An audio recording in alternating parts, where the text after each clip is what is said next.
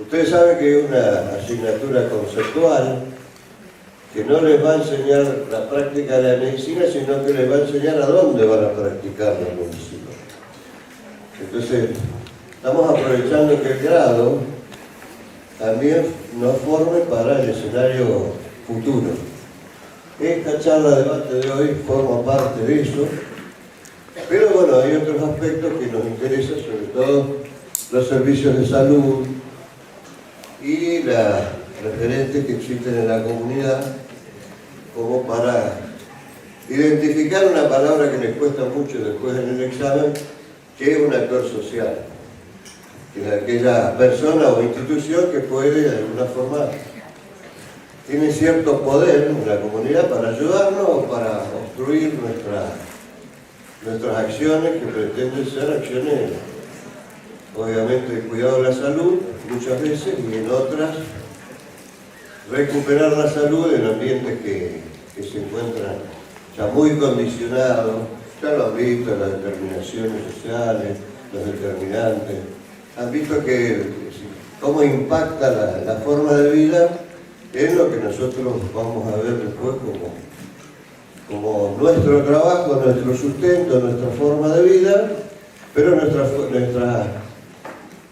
clientela, entre comillas, aquellas personas a las que vamos a asistir, tienen muchísimo detrás que no están en los servicios de salud, está en cómo se vive, en el estilo de vida, y en tiempos políticos también donde algunas cosas mejoran y otras cosas empeoran. Así que bueno, eso es un poco lo que queremos transmitirle en una asignatura que nosotros los más viejos no teníamos, y que por ahí a algunos les puede parecer un poco aburrida, pero vuelvo a repetir, es prepararlos para el futuro donde van a desempeñar sus actividades. Y por otro lado,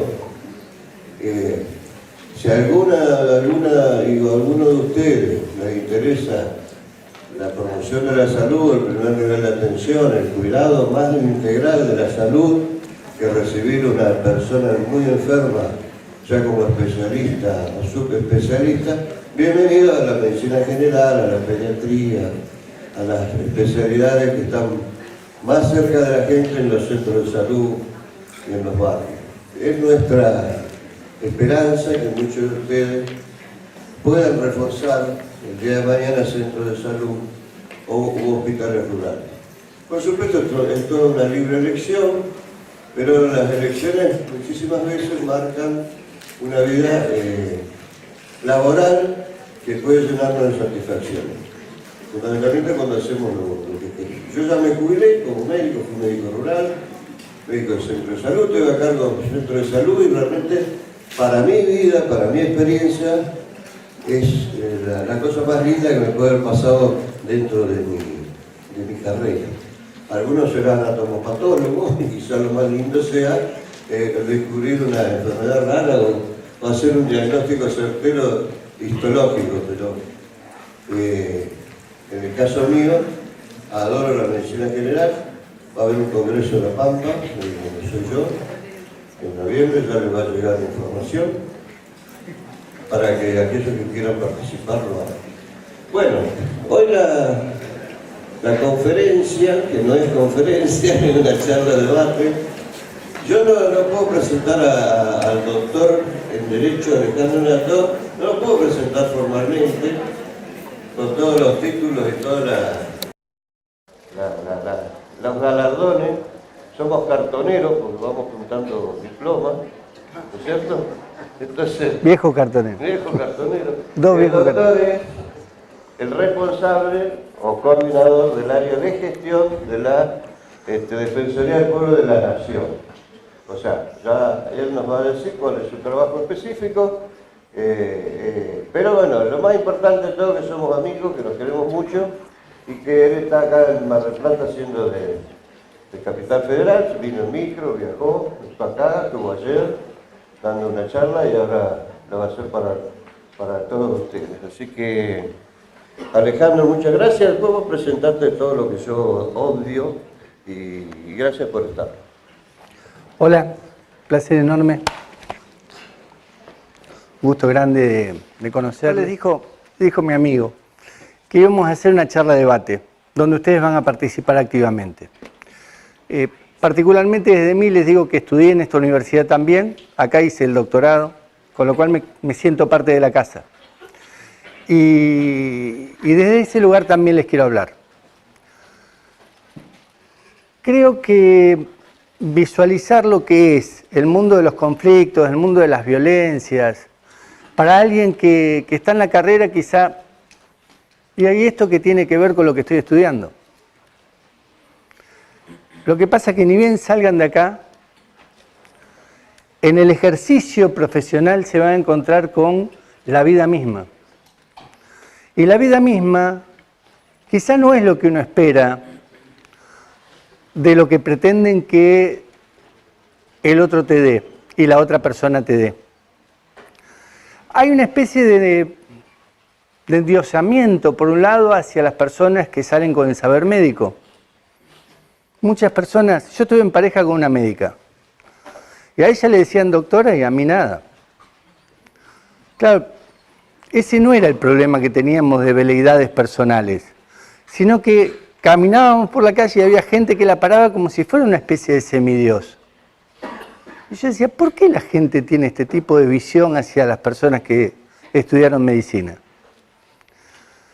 Claro, pero la contracara es también la realidad social. A mí me ha tocado trabajar en muchas provincias, en muchos espacios de salud, en muchos hospitales, en servicios de atención primaria de salud.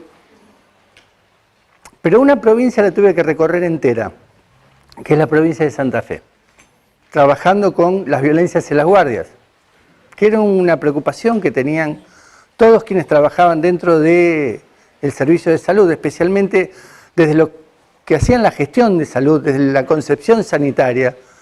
¿Qué es lo que está pasando? Porque los médicos y las médicas y todo el personal de salud estaban diciendo que cierren los hospitales, que no dejen entrar más a personas que no sean propiamente la que viene a atenderse, algún familiar directo, 1, 2 y no más, pero que cierren los hospitales. Entonces yo les decía, bueno, si van a cerrar el hospital, cámbienle el nombre, porque hospitalidad quiere decir puertas abiertas. Jacques Derrida, cuando escribe la hospitalidad, lo escribe desde esa concepción. La hospitalidad es acogimiento, recibir a la otra persona con los brazos abiertos. Entonces, si vos no querés más que vengan las personas a los hospitales, cámbiale el nombre. Y ahí empezábamos a discutir. No, ¿cómo vamos a cambiar el nombre? No tiene sentido. Busquemos otra cosa que no sea el cambio de nombre. Porque el hospital no solo georreferencialmente para las personas es el lugar donde se brinda salud, sino que aparte es un lugar amigable, es el lugar de cercanía, es el lugar donde verdaderamente se salvan vidas, dice la gente, no lo digo yo. Se salvan vidas, así lo ven. Bueno, pero ahí viene otro tema. Estábamos en Rosario. Y dicen, y esto es un pandemonium. Acá viene gente a hacerle el aguante a alguien que entró acuchillado. Nosotros ponemos lo mejor que tenemos con Hipócrates en la mano y nos encontramos con que la gente nos dice a nosotros que si no lo sacamos vivo nos van a matar a nosotros. Y hay veces que, y ahí me empezaban a decir todas las estrategias que tenían para salir del hospital, tenemos que decir que vamos a trasladar a un paciente y nos subimos nosotros a la ambulancia y llevamos al paciente a otro lado. Está muerto, ¿eh? Nos llevamos el muerto a otro lado para sobrevivir nosotros. Entonces este tipo de cosas que acontecen en la vida real es que así como hay una cara que es esta de visualizar a alguien que tiene la ciencia de la salud en sus manos, que, entre comillas, salva vidas y me puede sacar de un apuro en cualquier momento, a la reacción violenta, a la falta de respeto que hay para con las personas que también hoy en día cobran un sueldo público.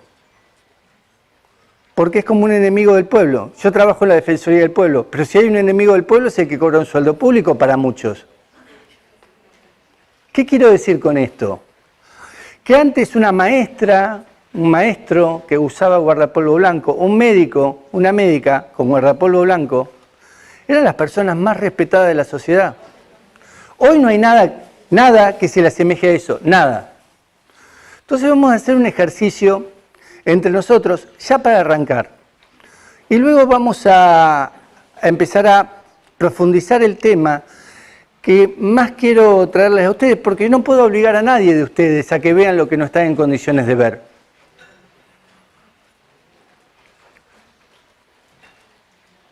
Pero podemos hacer un esfuerzo por decorrer el velo, por correr un poquito la anteojera que podamos llegar a tener, porque aparte de todo, todos nosotros tenemos supuestos que condicionan nuestras hipótesis y nos llevan a hacer determinado tipo de prácticas.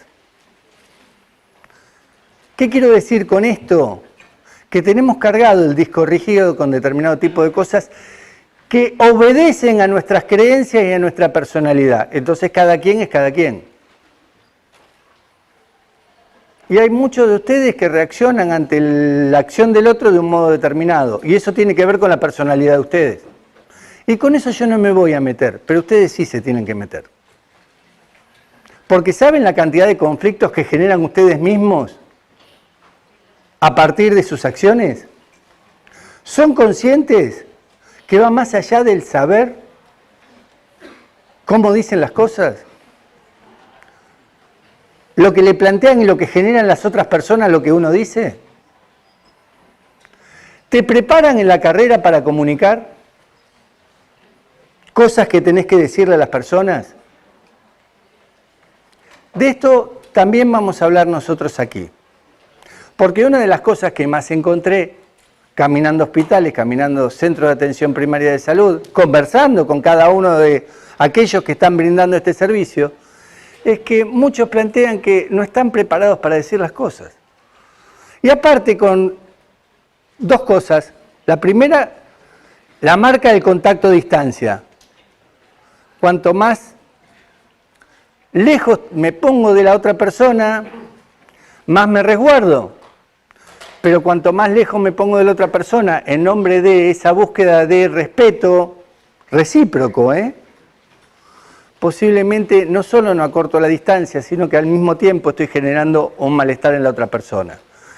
Yo le preguntaba a Rafa, porque fui al médico hace poquito y le digo, ¿quién se creen que son los médicos para gritarle a las personas? O para retar a las personas, a las médicas.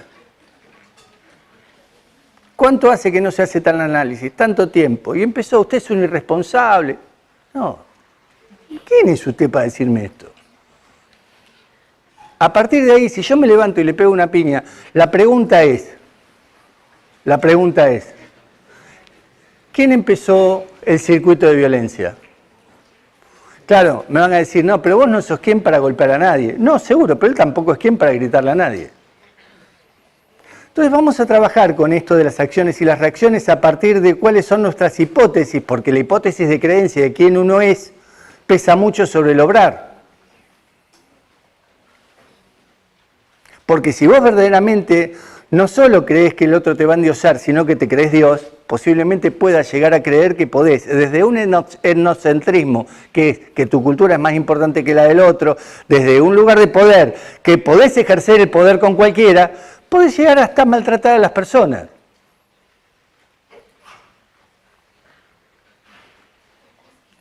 Ahora, vamos a ver lo social por un lado, el estado social por otro lado. Vamos a ver, por otro lado, lo personal, lo que nos corresponde a nosotros mismos. Y vamos a trabajar también con las cosas que pasan todos los días, porque la falta de comunicación dentro de los circuitos de salud es uno de los principales conflictos que existen entre las diferentes áreas que brindan salud a las personas. El problema es que repercute en la salud de los demás, esa falta de comunicación. Claro que hay veleidades también personales, que yo me creo más importante que otro, que con ese no hablo, que con ese, a ese le tengo bronca o a esa le tengo bronca, entonces no voy a hablar. Y acá voy a traer el tema de los conflictos, voy a traer el tema de la gestión de conflictos y vamos a trabajar todo ello. ¿Cuándo tomar los conflictos? ¿Qué hacer con los conflictos y qué denotan los conflictos? Y vamos a ir trabajando con esto. Y uno dice, ¿y para qué esto en mi carrera de medicina? Porque es la profesión en la práctica. Por eso esto. Porque es la profesión en la práctica. Hay un principio que es la acción sin daño.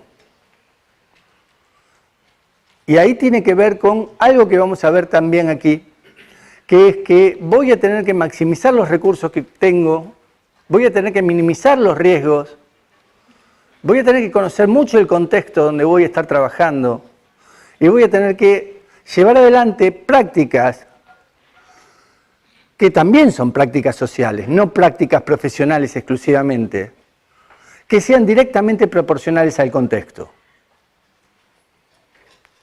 Claro, pero en esas prácticas sociales entra lo personal.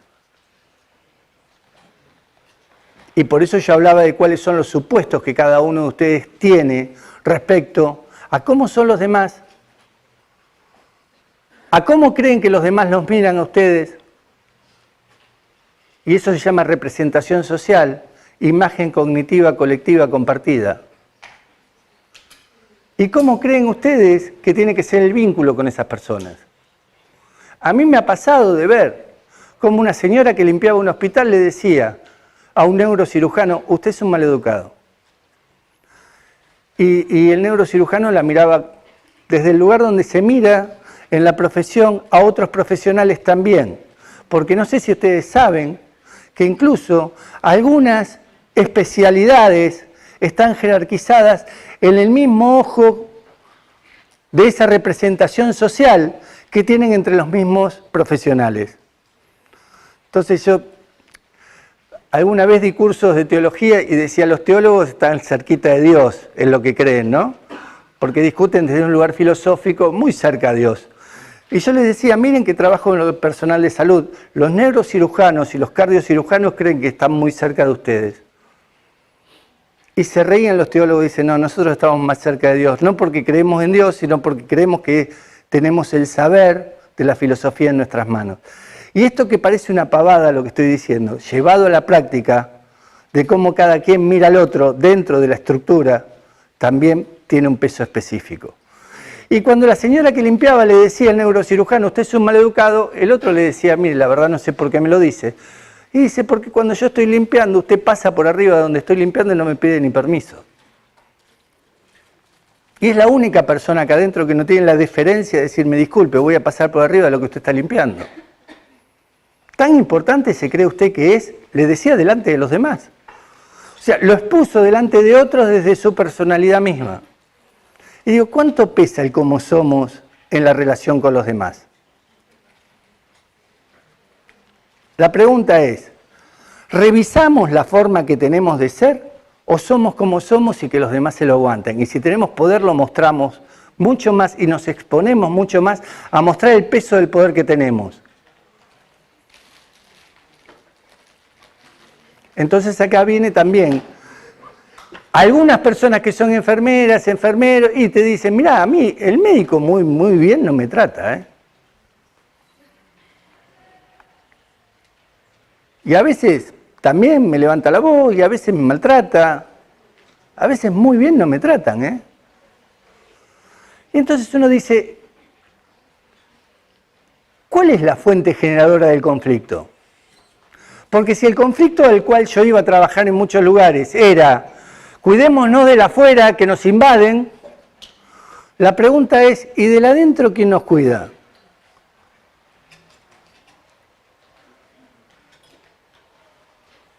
Entonces aquí sí yo quisiera que tengamos en cuenta que eso de la acción sin daño, minimizar los riesgos, maximizar los recursos, conocer el contexto, proponer iniciativas coherentes para con el contexto que tengo que tener, tiene que ver también con las personas que obran en consecuencia, que obran en función de. Pero es la vida de relación. Entonces les quiero hacer un ejercicio, les quiero promover. Les quiero proponer un ejercicio para que ustedes mismos empiecen a trabajar desde otro lugar, sacarse el sombrero de estar estudiando medicina y ponerse otro sombrero, porque después vamos a hablar de cómo está lo social, del estado social. Pero antes de hablar del estado social, los voy a poner en un lugar donde hagan un trabajito en equipo. Se den vuelta acá, está fea la sala para hacerlo, pero lo hacemos igual, nos damos vuelta y trabajamos con la fila de atrás, y cada uno trabaja con la fila de atrás.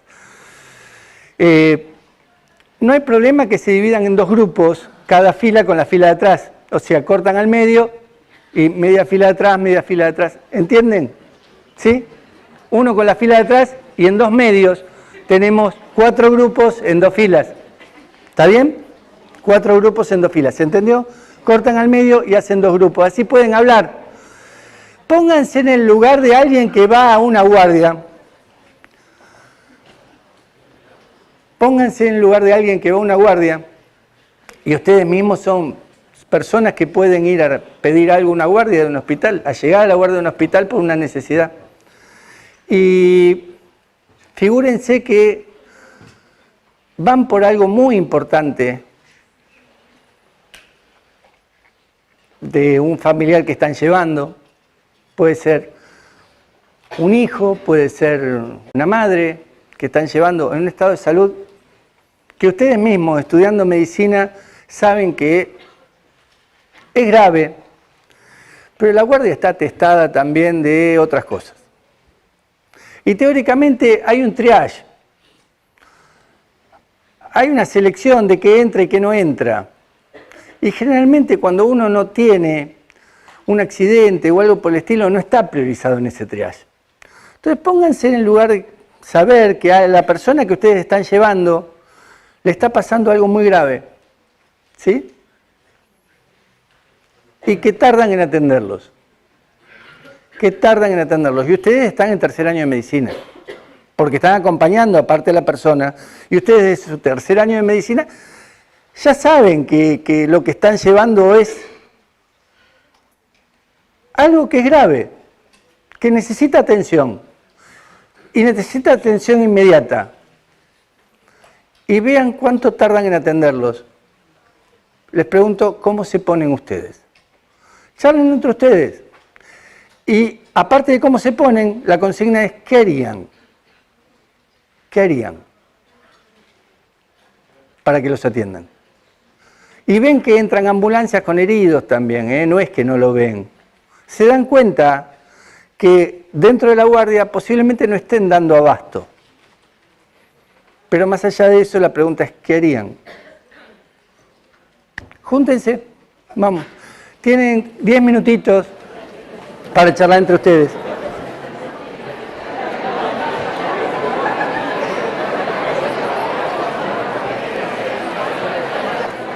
Pero por este lado estuvimos de acuerdo que si se trata de una situación, por ejemplo, nuestra madre, ¿no? Bien, pusieron a la mamá. Como que no quedaría mucho para pensar tranquilamente o para desesperar, sino yo en lo personal iría, o sea, pasaría por encima de la gente en busca de alguien que me ayudara, a cualquier persona, así estuviera ocupado con alguien que esté muriendo ahí, iría porque, bueno, mi madre es la persona más querida, es lo más importante. Bien, o sea que van a buscar a alguien. Sí. Bueno, gracias. Bueno, en nuestro grupo pensamos muy similar a mi compañero, porque si es un ser querido, obviamente uno va a hacer todo lo posible porque lo atiendan. Y como segunda opción, si uno ve que no encuentra una solución ahí o no le prestan atención, y yo la verdad me iría para otro lugar, el más cercano, porque sí es algo grave, pero seguramente si es en un lugar público, me iría a un lugar privado, que uno piensa, no siempre es así, porque no siempre en el privado el hecho de que lleguen van a atender más rápido, pero bueno, sería como una segunda opción, buscar otro lugar. Gracias. Bien. Yo, por ejemplo, como compañero de grupo, una persona que yo más amo es mi mamá. Y bueno, yo llegar en un hospital, bueno, ella está en estado grave, bueno, yo en ese momento, bueno, yo intentaría a alguien que, bueno, por favor ayude, porque en ese momento nos viene solamente las emociones. Bueno, esto, gritaría y pediría por favor a alguien atender a mi mamá. ¿A quién le gritarías? A la gente que trabaja en el hospital. Ah, está bien, gracias. Bueno, yo tengo años de hospital porque tengo 3 chicos y porque tengo una mamá que tiene un pico de operaciones, más, tiene un marcapaso. Entonces sé lo que es ir a un hospital y que no te atiendan, pero también sé lo que vive la gente adentro del hospital. Entonces, nunca tuve la mala suerte de que no me atiendan rápido, porque cuando uno va, como dice, con una sonrisa y hablándole bien, a pesar de la desesperación que uno siente que está desesperado, te atienden distinto. Y si le explicas, tratas de calmarte y explicar bien lo que le pasa, generalmente te atienden más rápido. Es así, porque están acostumbrados a que van pepoteando y van mal. Porque los que trabajan en salud son seres humanos como nosotros. Y cuando los maltratan, reaccionan mal. Entonces es un poquito de cada lado. Eso es lo que yo pienso. Bueno, nosotros en nuestro grupo hablamos más que nada más de experiencias personales no muy gratas. Y bueno, creo que coincidimos en lo mismo con otros compañeros que ante situaciones tan complejas, cuando un familiar está en un grave estado, saltás a agarrarte con lo primero que se te cruce y más con la gente de administración, eso seguro. Pero bueno, siempre entendiendo que igualmente las guardias están colapsadas y uno puede entender como estudiante de medicina que eso es así, que es verdad, que hay casos tan graves como el tuyo, lo que prima en ese momento es que atiendan a tu familiar, es lo más importante, entonces se entiende, ¿no? Bueno, con nuestro grupo, nada, pensando y reflexionando un poco lo que dice nuestro compañero, lo mismo, al ser un familiar no reaccionaremos lo mismo o de la misma forma de que si fuese, qué sé yo, una persona o un paciente en nuestra postura práctica que viene por una urgencia o una emergencia. Nada, al ser un familiar yo creo que reaccionaremos diferente y capaz esa misma reacción nos llevaría o al grito, a la desesperación o bueno, mismo nada, tratar mal, hablar mal a la gente que más que nada está trabajando y cumpliendo su rol. Bueno, nosotros estábamos hablando con mis compañeras y bueno, un poco de un rejunte de todo lo que dijeron mis compañeros. Si tenemos un familiar enfermo, un ser querido, vamos a reaccionar de una forma. Pero bueno, en la clase hablamos de relaciones de poder, como dijo Alejandro, a ver si Alejandro. Y bueno, si nos posicionamos desde el lugar que somos estudiantes de medicina, igualmente no dejamos de ser un paciente acompañando a nuestros familiares, así que nada, lo que todos haríamos sería básicamente esperar o quejarnos por qué no nos atiende. Pero bueno, también estudiamos medicina y vamos a entenderlo en algún momento de por qué no nos atienden rápido, y es básicamente porque, nada, vamos a estar muy ocupados y la realidad es que el sistema público no está repleto de médicos y nada, también hay que entender eso. Bien, nuestro grupo estamos discutiendo que en Brasil muchas veces tratando del sistema público de salud, mucha gente hace la solicitación de la policía, o sea, reclamar tus derechos, o sea, no me atiende, yo sé que el médico está ahí y muchas veces se tarda una atención de calidad y rápido y que sea necesario. Y muchas veces optamos por accionar la policía para garantizar nuestros derechos. Así que para algunas personas que saben de esta forma de solicitar y de garantizar ahí su atención a la salud. Bueno, nuestro grupo lo pensó en realidad como el día a día. Para nosotros el sistema público lamentablemente ya no da abasto. Vos vas a salir, hay un montón de personas, hay un montón de espera, un montón de fila. Entonces, si nos pasara a nosotros que tuviéramos, no sé, una madre en urgencias y nadie nos atiende, es como que, lógicamente, aunque vos quieras, entras en desesperación y terminaríamos yendo a un sector privado, a una clínica. ¿Y si no tenés plata? Eso no lo pensamos. No sé, nosotros lo pensamos como nosotros lo haríamos, y en este caso, por suerte, nuestro grupo tiene obra social, que es la mayoría, un sector privado, pero bueno, en el caso de que no tuviera obra social y tampoco tuviera dinero como para ir, haría, como dijo mi compañera, empezar a los gritos para que alguien me ayude, no me puede dejar tampoco abandonado. Nada, eso. Gracias por las devoluciones. Sé que hay mucho más diálogo entre ustedes que la devolución y eso vale. El que hayan discutido sobre esto vale. Hay como un tufillo, un halo de escandalizar. Bueno, cuando ya no puedo más, empiezo a gritar, dicen algunos que estuvieron acá. La gente aprendió que escandalizando consigue cosas. Ya es parte de la cultura social. No es que voy simplemente a esperar que me atiendan. Voy y les doy un tiempo para que me atiendan y a partir de allí está como tabulado. ¿Cuánto tiempo yo les voy a dar para que me atiendan y a partir de allí qué es lo que yo voy a hacer? Ahora, ninguno de ustedes sacó a relucir su tercer año de medicina en la guardia. ¿Vos sí? Vos lo dijiste. Estoy en tercer año de medicina. No, entonces va a accionar solo. O sea, vos te legitimás primero ante los ojos del otro como para que el otro te tenga en cuenta. Pero sin decirlo. El porque yo te daría salir de la situación de igualdad de los demás, ¿no? Yo diría que Te pondría en lugar de prioridad de los ojos vista del otro. el por qué yo le pido que lo haga dentro de los 10 minutos. Bien, bien. Vos le explicarías la necesidad puntual. Pero probablemente la persona que está ahí en el triage se daría cuenta que yo algo sé. Está bien, está bien. Vos harías valer tu saber Pero sin imponerse. sin imponerte. O sea que no es me pongo por encima de, sino simplemente, bien. Yo decía antes que la gente tiene mecha corta y la tienen, ¿verdad? Sabiendo que hay alguien que es familiar y está cercano y a que le acontezca algo grave, lógicamente haría todo lo que esté a su alcance para poder ser atendido. Pasa mucho en las guardias que llegan mamás con chicos con fiebre. Esto se ve mucho. Y lógicamente quedan a un lado frente a la cantidad de cosas que pasan. Para una madre que su hijo tenga fiebre es como lo peor que le puede pasar en la vida. Vos hablaste como mamá, ¿no? Porque como no sabés, vos quizás sepas, pero como no sabés cuál es la consecuencia de la fiebre, estás esperando que te atiendan en el lugar que teóricamente está preparado para atenderte y no te atienden. Entonces no es que te vas decepcionado, te vas haciendo un lío bárbaro.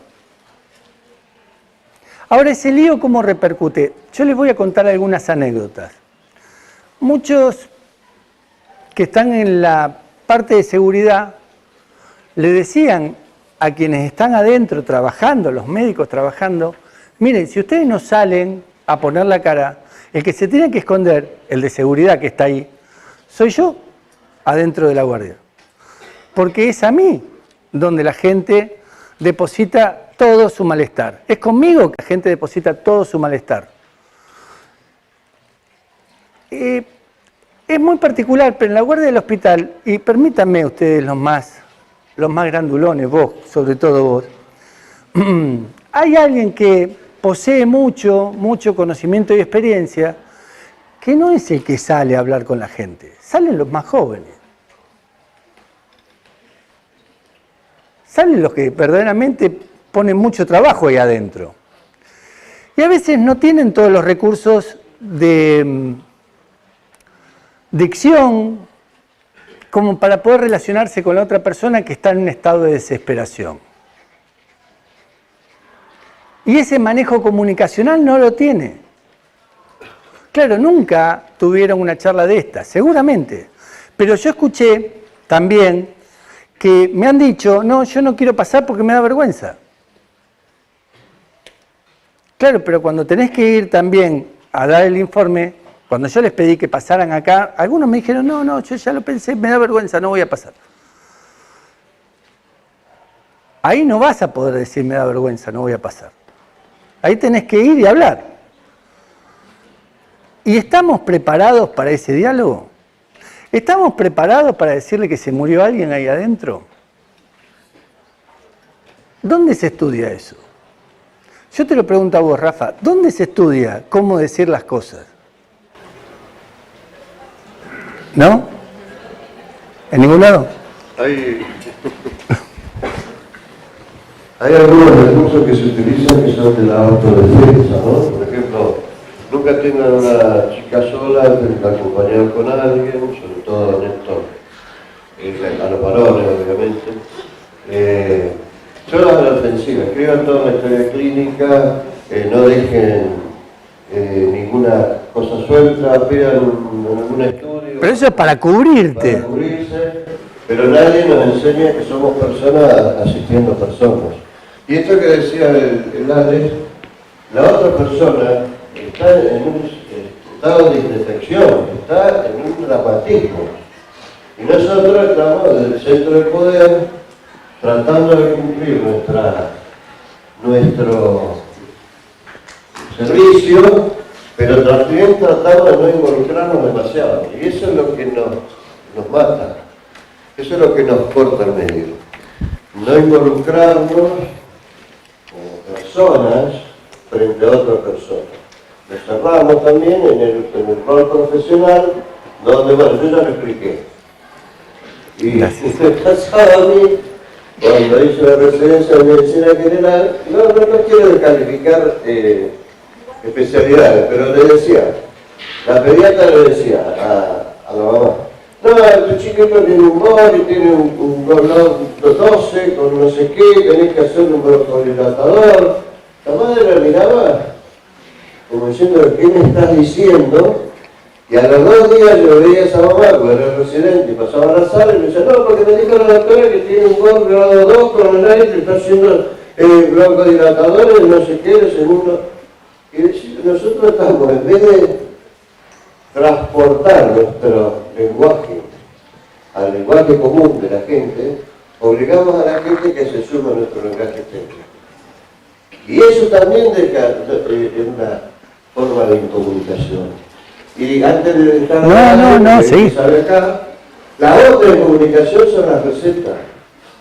Somos muy hijos de puta con todas las palabras para escribir como escribimos y que la gente tenga que entender una prescripción, una dosis, o el farmacéutico tenga que interpretar una línea así con un puntito donde estamos diciendo clonazepam.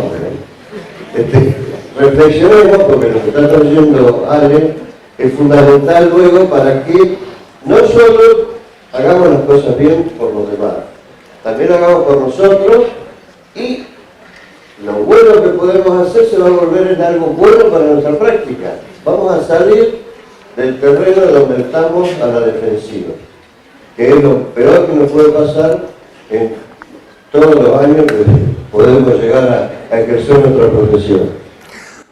Está bien, pero hubo una industria del juicio también contra los profesionales médicos y contra el servicio, y entonces empezaron a cubrir,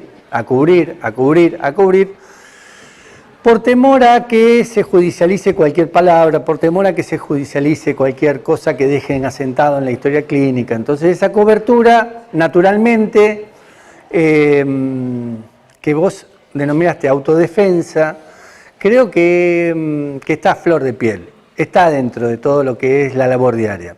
En la relación médico-paciente, ahora voy a hablar como abogado. ¿Me dan 2 minutos que hable como abogado? ¿Sí?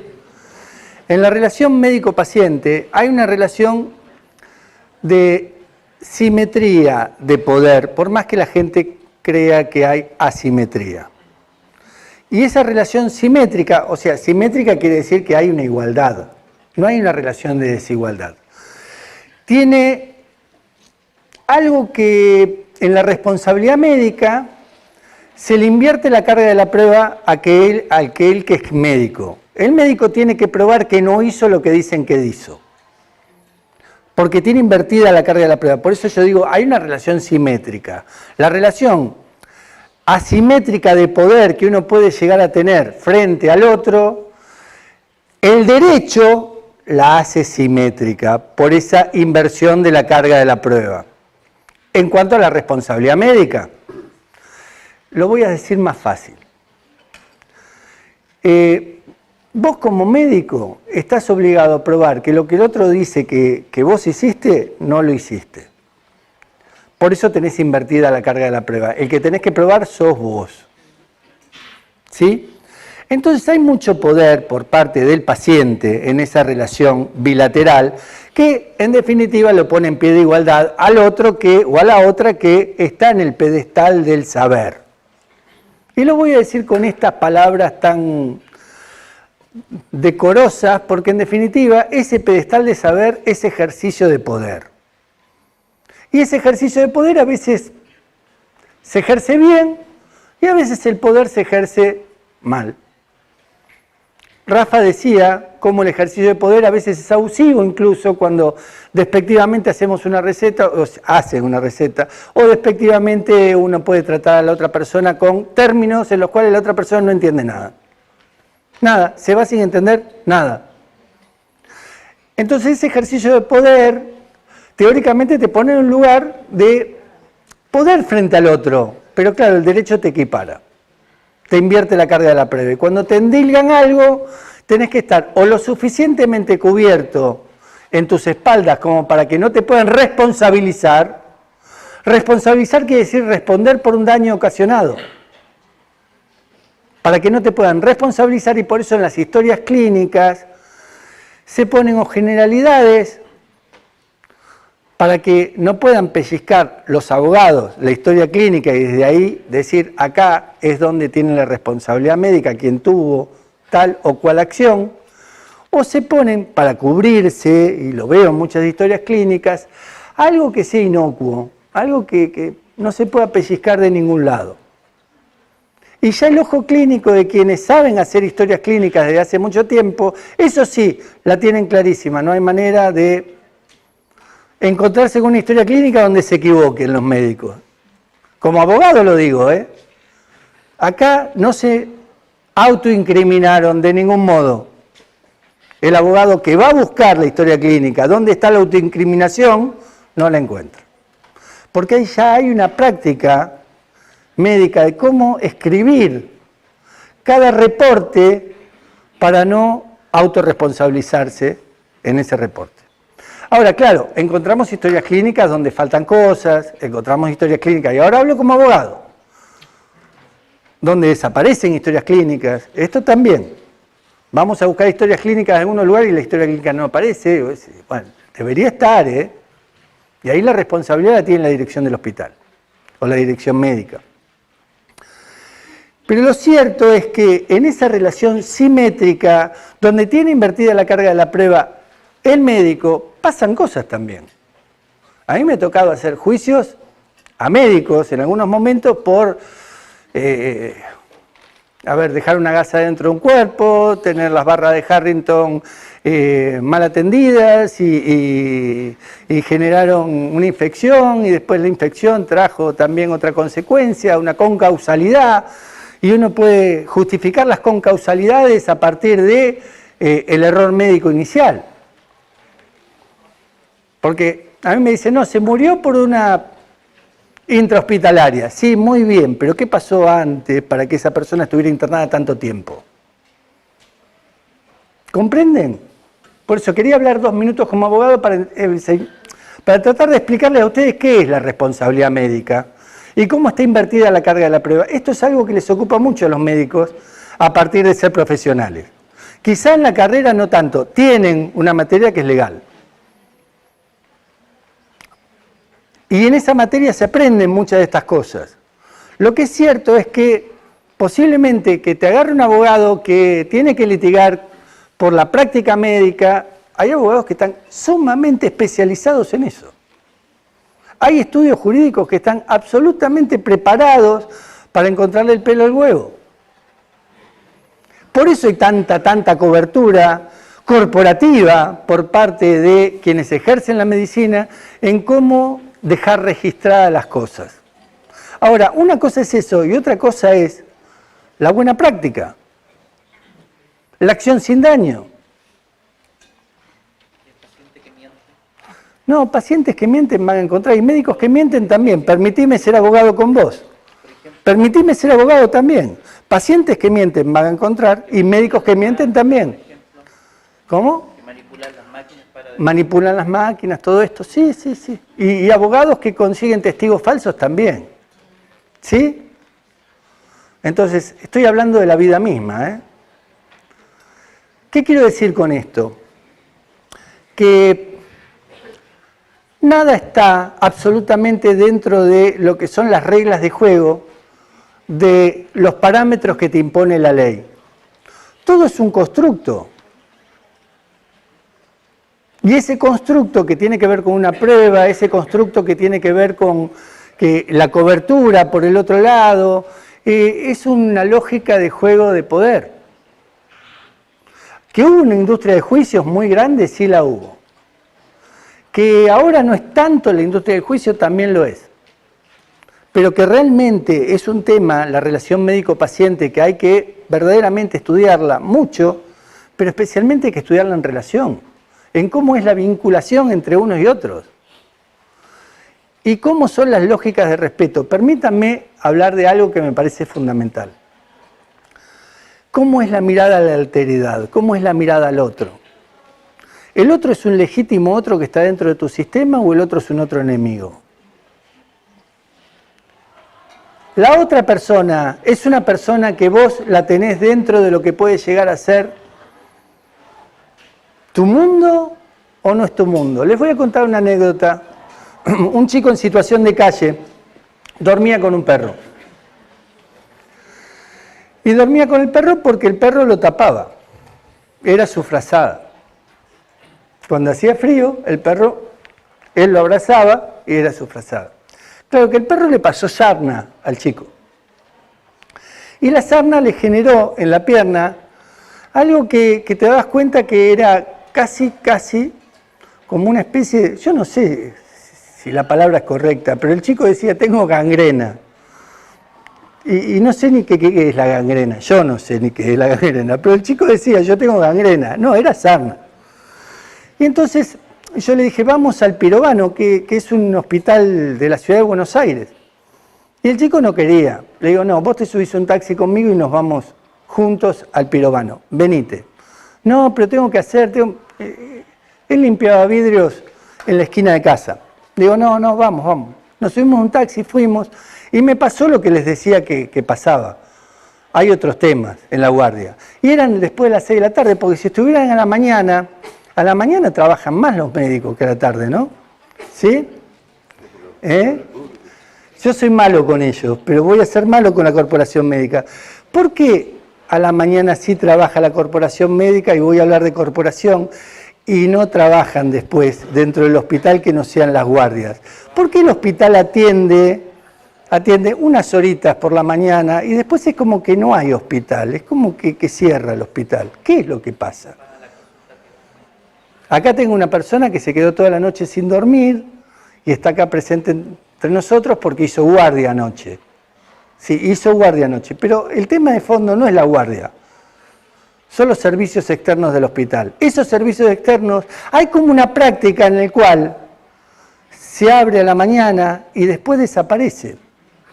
Y lo único que queda en el hospital es la guardia.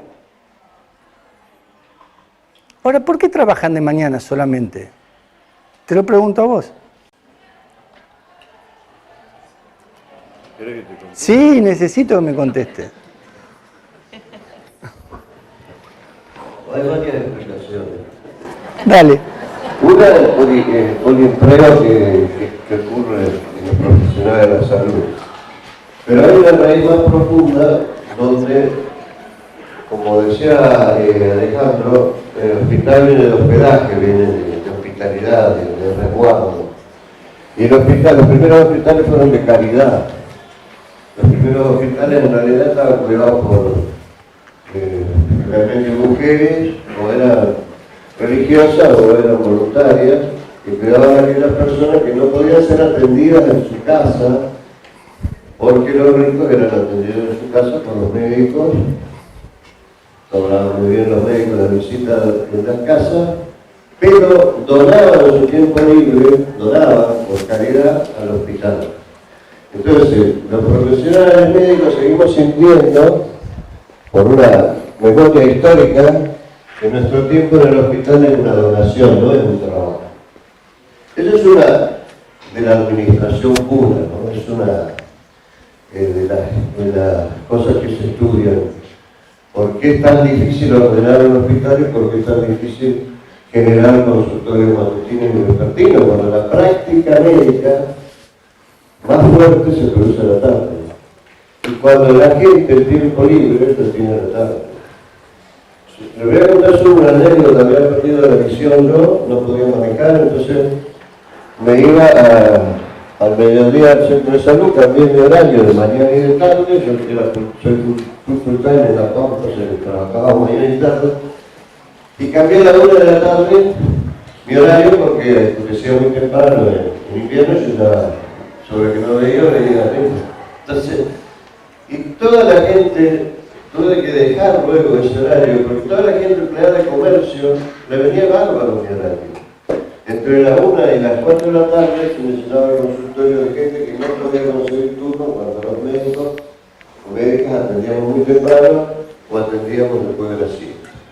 Entonces hay muchas cosas. El polimpreo es uno de los que más se van a marcar también como una de las causales donde nos ponemos corporativamente en decir por qué no nos pagan lo suficiente. Entonces tenemos que hablar corriendo de un trabajo a otro. Eso es eso. Gracias. Y, perdón, sí. También ustedes no tienen regímenes de trabajo de dedicación exclusiva. Algunos hospitales tienen, pero la mayoría acá en la provincia de Buenos Aires, como La Pampa donde estoy yo, que tenemos la dedicación exclusiva, entonces ahí no es que tenemos que correr otro trabajo porque no lo podemos tener. Gracias. Gracias. Bueno, entonces llevé al chico al hospital a las 7 de la tarde y él tenía que volver a su barrio, tenía que tomar 2 trenes para llegar a su barrio. Y me decía que no tenía tiempo para quedarse más tiempo del que estábamos esperando. Yo era el defensor del pueblo de la ciudad de Buenos Aires. Por eso los puse a ustedes en situación de estar en tercer año de medicina para ir al ejercicio que hicimos. Y en algún momento tuve que apelar a que era el defensor del pueblo de la ciudad de Buenos Aires para que me atendieran al chico. Porque no lo iban a atender. Bueno, el médico de guardia era un chico bastante joven, desde el punto de vista etario. Debía tener 25 años. Y lo miraba al paciente de muy lejos, como teniéndole miedo a lo que tenía en la pierna. Pero también yo noté que había cierto grado de aprehensión desde lo que implica el estereotipo de las personas. Un estereotipo tiene 3 características. Tiene un significado, la otra persona significa algo para mí. Tiene una comparación, la comparo con otros que son de mi mundo y no son del mundo de él. Quiere que diga una mala palabra para la grabación, la voy a decir. No son los otros de mierda. ¿Por qué? Porque el apellido de mierda es un apellido académico. Se le pone a las personas cuando las quiero degradar, cuando las quiero menospreciar, cuando las quiero despreciar, sacarlo en precio. ¿Cuántos colectivos de mierda conocen ustedes en el vocabulario de todos los días? Entonces, ese apellido peyorativo que ponemos nos sirve como ejemplo y es el comparativo. Lo comparo con los otros que no son tan de mierda como este que viene acá. ¿Entienden lo que quiero decir? Y es académica la palabra. Académica es una palabra muy fea. Academia, acá quiere decir lejos. Acá con K en griego quiere decir lejos. Demia es pueblo. Academia es lejos del pueblo. Platón se llevaba a la gente lejos del pueblo para hablar. Entonces hay muchos que dicen, yo soy académico. Bueno, si sos académico estás lejos del pueblo. O sea, esta palabra que la academia utiliza en otro sentido, porque le da cierto grado de ponderación a la palabra y valoración de la palabra, esta palabra de mierda es una palabra utilizada en todos los idiomas para ser peyorativo con otro. No la usa solo el castellano. Por eso es tan simbólica la palabra y tan académica la palabra. En todos los idiomas tenemos colectivos de mierda.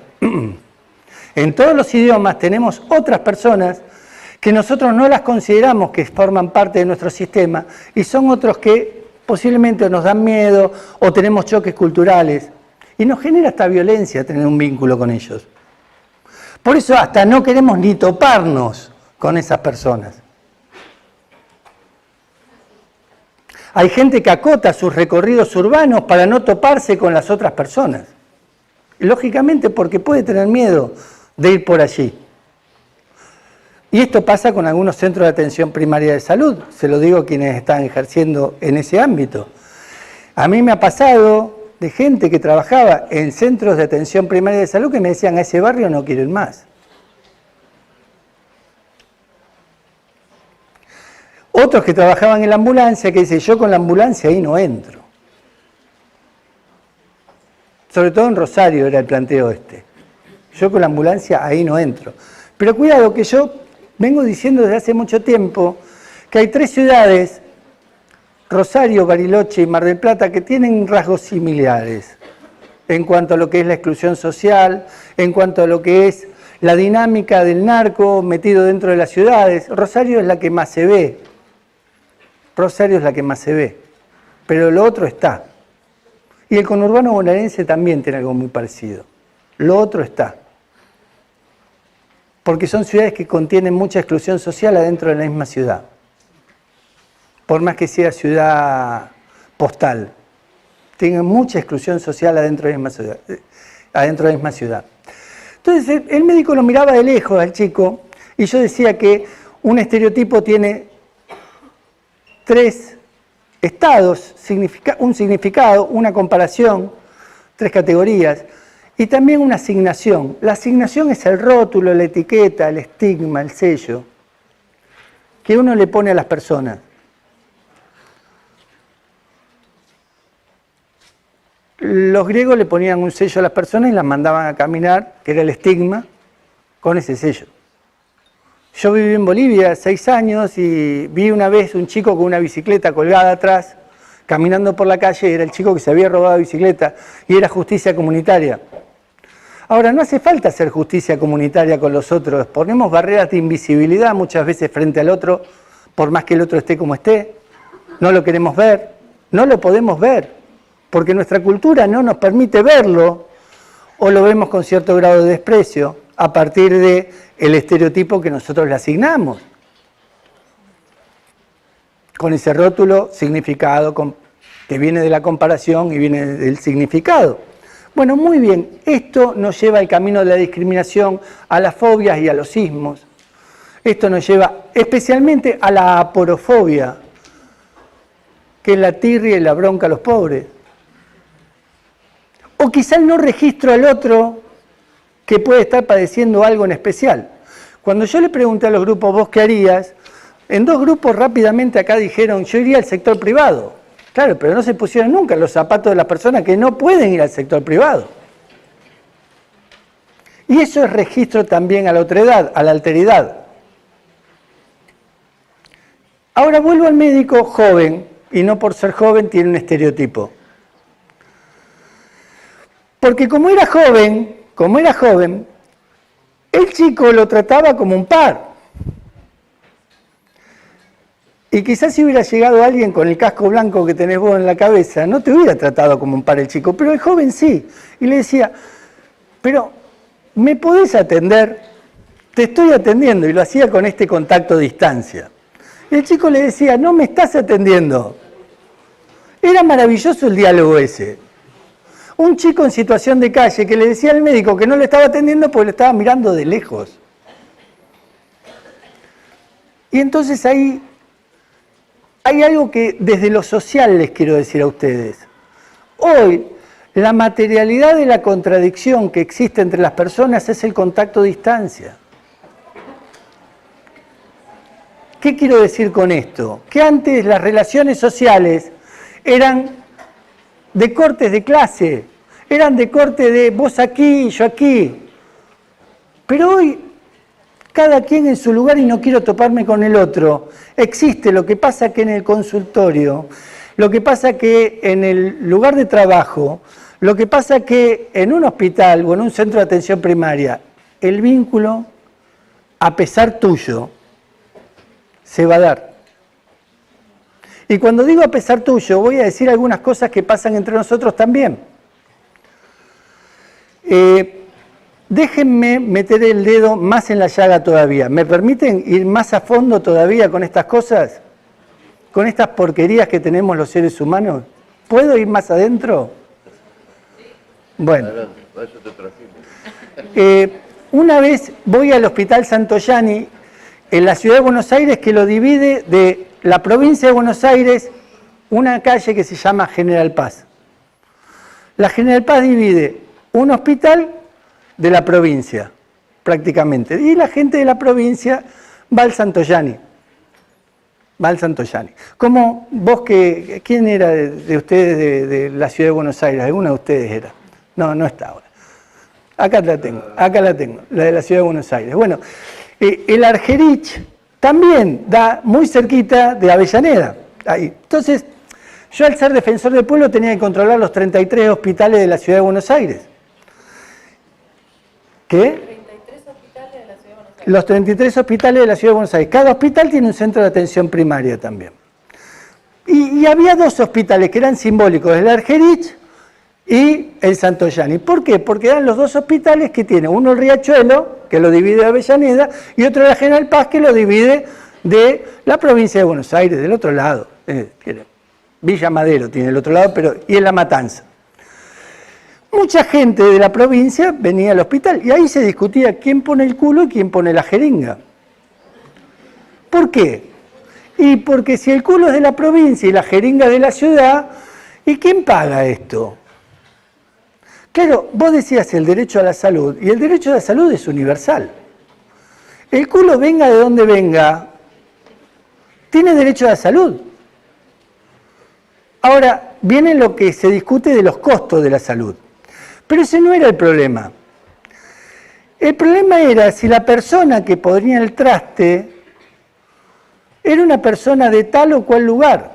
Porque si era de la provincia, el problema era económico, pero si era de otro país, y acá que tengo tantas personas de otros países, el problema ya era, ¿por qué viene este a ocupar una cama a este hospital que...? Y venía un grado de, una palabra que no usé, que es de xenofobia, yo usé aporofobia, que es la bronca y la tierra de los pobres, pero venía la xenofobia metida en el medio también. Y algunos médicos justificando esto, diciendo, che, estamos invadidos de personas de otros países. Pero voy a agregar algo, ya que la salud es universal y el derecho a la salud es universal, que eso quiere decir que todos tenemos derecho a la salud en todos lados. Sobre todo porque nosotros firmamos el Pacto Internacional de los Derechos Económicos, Sociales y Culturales. Que eso es lo que te obliga a que el derecho a la salud sea universal. Si no hubiéramos firmado ese pacto, podríamos decir, miren, no estamos dentro de la universalidad del derecho a la salud. Pero ahí tenemos esa obligación desde el Estado de brindar salud para todos. Pero dice la Ciudad de Buenos Aires, ¿por qué tiene que atender a todo el mundo de todas las provincias? ¿Por qué tiene que atender a las personas de otros lugares? Pero ahí viene otro tema que es muy interesante, que es la discriminación que existe entre los unos y los otros. Y me voy a meter con los argentinos en función de la discriminación. ¿Estudiaron lo que es el HLA? ¿Ya lo estudiaron? ¿No? El antígeno hereditario de histocompatibilidad. ¿Alguno podría explicar qué es el cromosoma 6 de histocompatibilidad? Bueno, yo les digo simplemente, es algo que es hereditario, es el antígeno leucocito hereditario, que lo que genera ese HLA es reconocer lo propio de lo impropio y rechaza lo impropio. Es un reactivo hacia lo impropio. Bien. Entonces, escuchaba en algunos lugares si a esa persona lo atendió un HLA. Y yo digo, de boca de otro médico, a este lo atendió un HLA, le preguntaba a otro médico, ¿qué era un HLA? Un hermano latinoamericano. Y le había puesto HLA a los hermanos latinoamericanos médicos también que atendían en la guardia de los hospitales. A este lo atendió un argentino o un HLA, como si fuera algo distinto. Y ese grado de mirada hacia el otro, que es un colega al otro. ¿Qué piensan de esto? Porque para colmo, el término es un término que viene de la genética. El término HLA viene de lo genético. Yo podría decir que es hasta una reproducción de una mirada nazista, si quieren que sea malo con esto. Es lo que hace a la dinámica de la discriminación.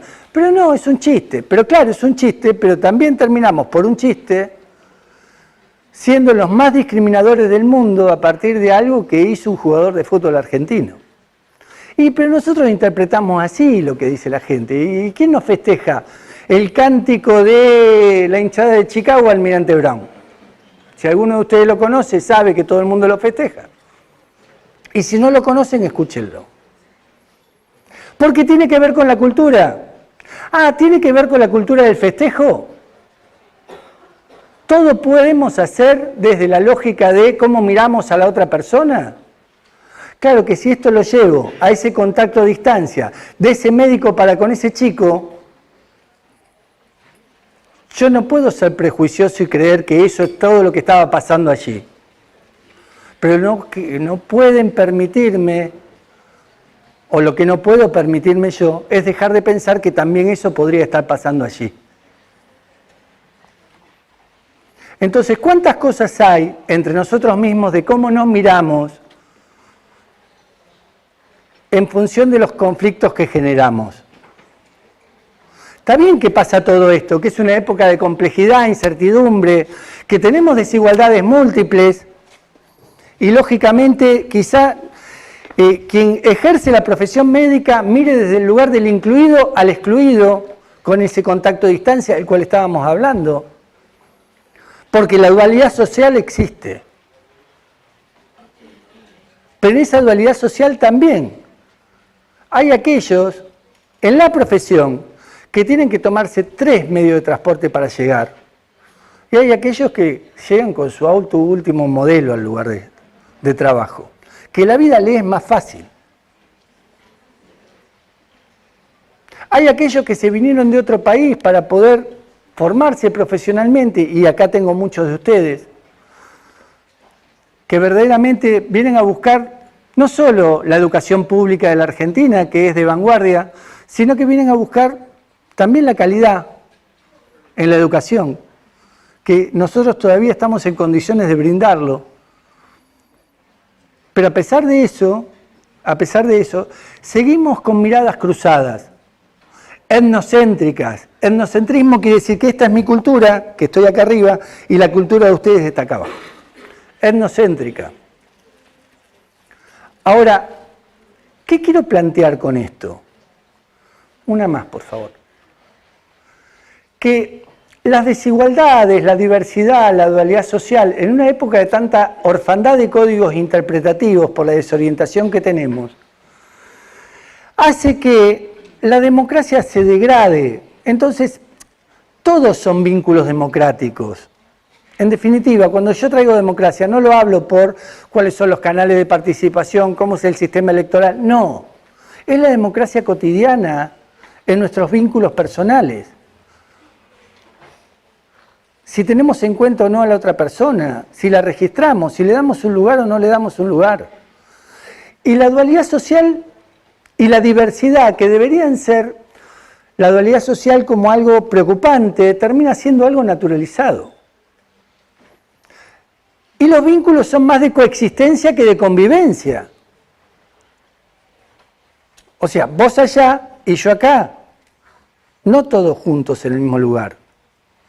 Claro que aprendí algo trabajando en estas ciudades que les decía, que son de violencias densas, de violencias de proximidad, que tiene que ver con la etapa, anda pasando, que tiene que ver con la etapa, de esto he hablado, la hostilidad se mete en la convivencia y en la coexistencia, que me decían en Rosario, mirá, cuando nosotros estamos allí, en los hospitales, estamos abiertos todo el día. Cuando el Estado cierra, los narcos abren. Y los únicos que se quedan en relación con los narcos somos nosotros, los que estamos abiertos. Porque la policía, que también debería estar ahí, muchas veces está ahí para garantizar cosas, no está ahí para hacer lo que tiene que hacer. Entonces, desde el sector público de salud, te plantean, nosotros somos los que convivimos con el otro. No hay coexistencia. En un momento que tuve que hacer un trabajo en Rosario, me planteaban muchos de los centros de atención primaria de salud que tienen que lidiar con eso también. Con ese vínculo con la alteridad, con ese vínculo con la otredad. Una otredad peligrosa, una otredad que tiene miedo, una otredad que me puede generar mucha hostilidad. Por eso prefiero la coexistencia que la convivencia. Una más, por favor. Claro que el otro que está afuera, no está fuera del todo, puja por entrar en clave de conflicto, y va a ser conflicto en todos lados, como para poder entrar. Si te tiene que romper la puerta, te la va a romper, para no quedarse afuera del tren.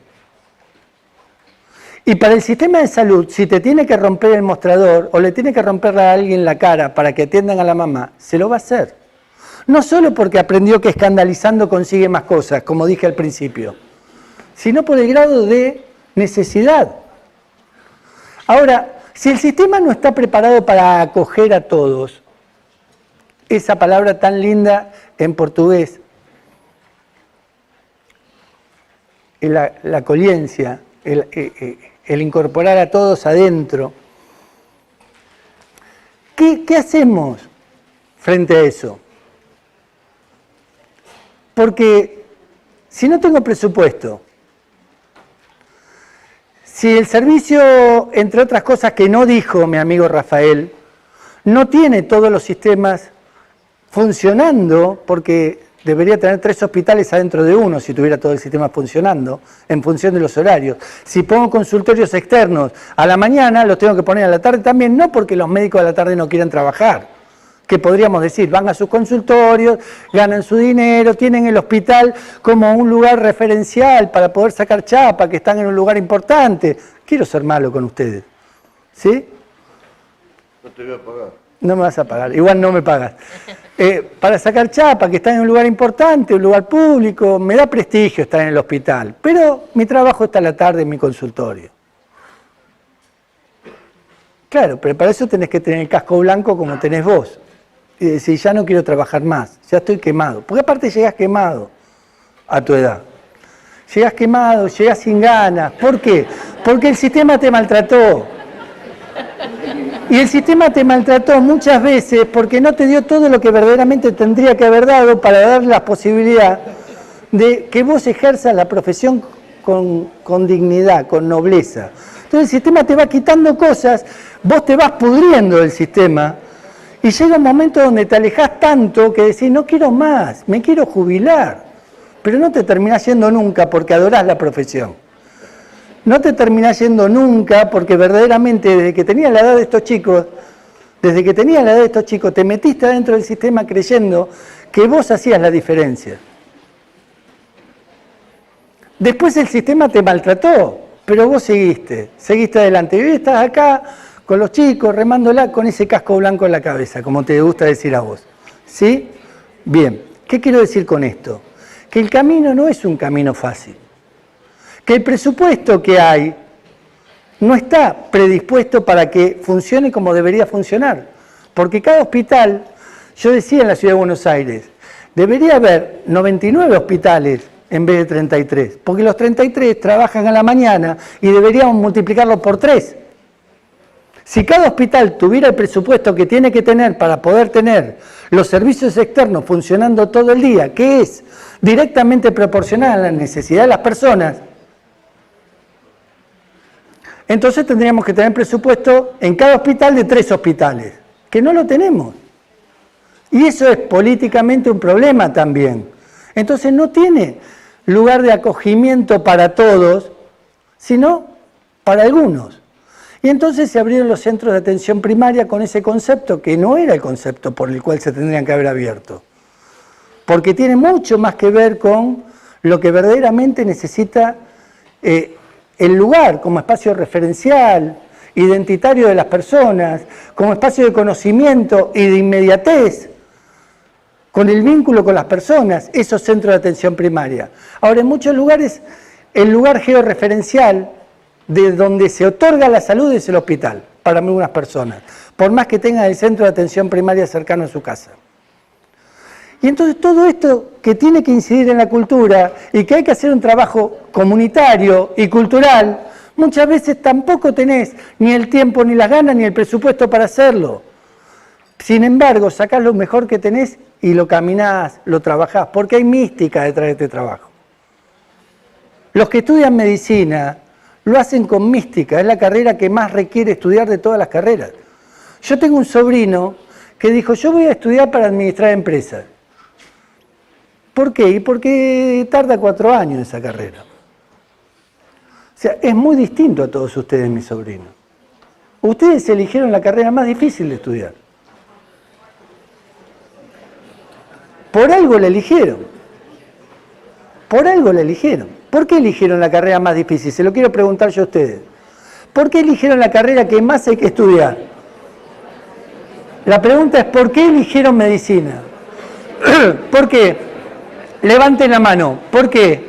Quiero manos arriba. No me hagan elegir a mí. Levanten la mano. ¿Por qué eligieron medicina? Vamos. Dale, habla fuerte. Por experiencia personal. Claro, a mí me pasó que mis papás los dos fallecieron, entonces como que me encontré en una situación donde dije, no quiero que le pase a nadie más, y si le pasa, o sea, y evitar que le pase a alguien más lo que me pasó a mí, entonces dije, Bien, ¿qué más? Porque serás lo que debas ser o si no serás abogada, decían acá. Claro. ¿Qué más? ¿Por qué? ¿Por qué? Por acá. ¿Por qué? Yo no la elegí, me eligió a mí. ¿Te eligió a vos? Sí, la vida me fue llevando a algo que me siguió volviendo acá. 20 años después de haber empezado la primera carrera en la universidad, no haber podido terminar, sabiendo que había algo de gusto de fondo. Gracias. ¿Por qué por acá? ¿Por qué? Recuerden que van a tener que hablar, aunque no les guste. No hay nada más bonito que salvar una vida. ¿Por qué? Dale. A mí me resulta más fácil. ¿Sí? Sí. Estudié Derecho y no me complicó. Bueno. Un poco egoísta, pero uno, en mi caso... Habla fuerte para todos. Voy a ser egoísta. El reconocimiento. Ah, mira, qué bueno que es esto. Como profesional de la salud, soy enfermero. Sí. Y muchas veces estamos al lado del paciente muchas horas haciendo muchas cosas que el médico no hace y no somos reconocidos. Y yo considero que no soy incapaz, o sea, no soy inferior al médico. Entonces, una forma, si no puedes contra ellos, únete. El reconocimiento de hacerlo así. Está buenísimo. Si no puedes contra ellos, unite. A ver, ¿hay una relación de superioridad versus inferioridad? ¿Vos sentís que la hay? Sí, Fuerte, fuerte, fuerte. Habla para todos, dale. Social, no, el caso del enfermero no está reconocido, ni legal ni socialmente. Entonces, a eso, sumado a lo del sistema que mencionabas vos, Alejandro, creo que a todos los profesionales de la salud hoy en día nos está impactando, pero a ese grupo de profesionales, principalmente, me parece que es donde más está sacudiendo, porque esto del empleo está condicionado con lo que dijo el profesor Pasarini, que sí tiene que cumplir un régimen estricto, no es que yo digo, bueno, hago 4 horitas a la mañana en un lado, 4 horitas o 2 horitas en un otro, no, tenés que cumplir 8 horas, a veces también haces jornadas de horas extra, porque la realidad es que el suelo no te alcanza, y bueno, nada, y eso sumado a las situaciones que uno vive, en el cuidado del otro sujeto, es desgastante la remuneración no es apropiada y bueno, una vez se pone en la balanza esas cosas y decir, bueno, por ahí hago un esfuerzo más, mejoro mi situación personal, brindo mejores cuidados y bueno, es un conjunto de cosas, no es solamente, pero bueno, empieza por el reconocimiento, me parece. Todos queremos saber. O sea, el timos, eso que tenemos acá adentro, que es el reconocimiento, nos mueve el deseo a todos. Todos buscamos un poco de reconocimiento, todos.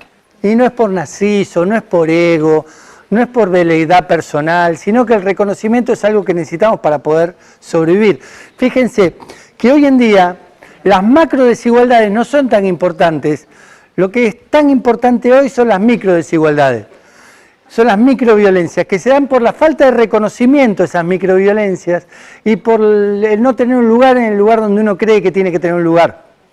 Son pequeñas cosas, la falta de respeto, la falta de reconocimiento hacia esa herida que antes no era un valor, pero hoy termina siendo un valor muy grande para las personas y que hay que poner el foco ahí. El foco ahí. Gracias. ¿Qué más? ¿Por qué estudian medicina? Por acá. ¿Quién va a hablar? Ah, recuerden que tienen que hablar. ¿Qué les va a pasar? Que van a tener que hablar aunque no les guste hablar. Para ayudar con conocimiento. Dale fuerte. Para ayudar con conocimiento. O sea, vos ponés la palabra conocimiento. Para ayudar con conocimiento. Porque estudian una carrera que hay mucho sacrificio detrás de esta carrera. Son muchas horas estudiando respecto a otras carreras.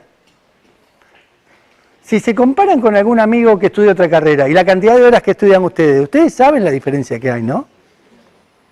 ¿Sí? Ustedes saben que muchos de ustedes eligieron esto también, entre otras cosas, porque tienen la posibilidad. Yo soy docente del CBC, el ciclo básico común. Los agarro a los chicos a los 17 años en la facultad.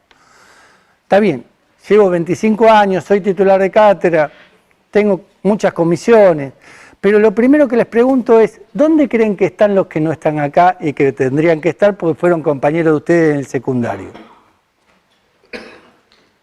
Y empiezan a levantar la mano y a opinar. Y algunos dicen trabajando, otros dicen volcados, permítanme palabras que voy recuperando de lo que dijeron los chicos. Pero muchos dicen, no pueden venir a la facultad. No pueden. Entonces, por más que sea pública y gratuita la universidad, el sistema genera esto. El sistema genera esto. Ustedes están adentro del tren. Sin duda. En la lógica de la dualidad social, a mí no me cabe ninguna duda que los que están acá, por más que hagan mucho sacrificio, etcétera, etcétera, están adentro del tren. El tren los va a llevar a algún lugar. Y los múltiples motivos que tienen ustedes para ir arriba del tren buscando su lugar, hace que el reconocimiento, el deseo, las ganas de salvar vidas, todo esto que están planteando ustedes sean los motivos que los movilizan en búsqueda de el destino que ustedes van a tener. Ahora, ¿de qué estamos hablando nosotros? Que por más que hagan todo este esfuerzo, se van a encontrar con un sistema de relaciones sociales, con un sistema presupuestario del lugar donde ustedes estén, con un sistema que incluso, y esto lo escuché en boca de muchos médicos, dicen, los médicos somos el jamón del sándwich del sistema. Y médicas, permítanme utilizar todo el lenguaje inclusivo que pueda, que me da por la edad. Es el lenguaje inclusivo que me da por la edad.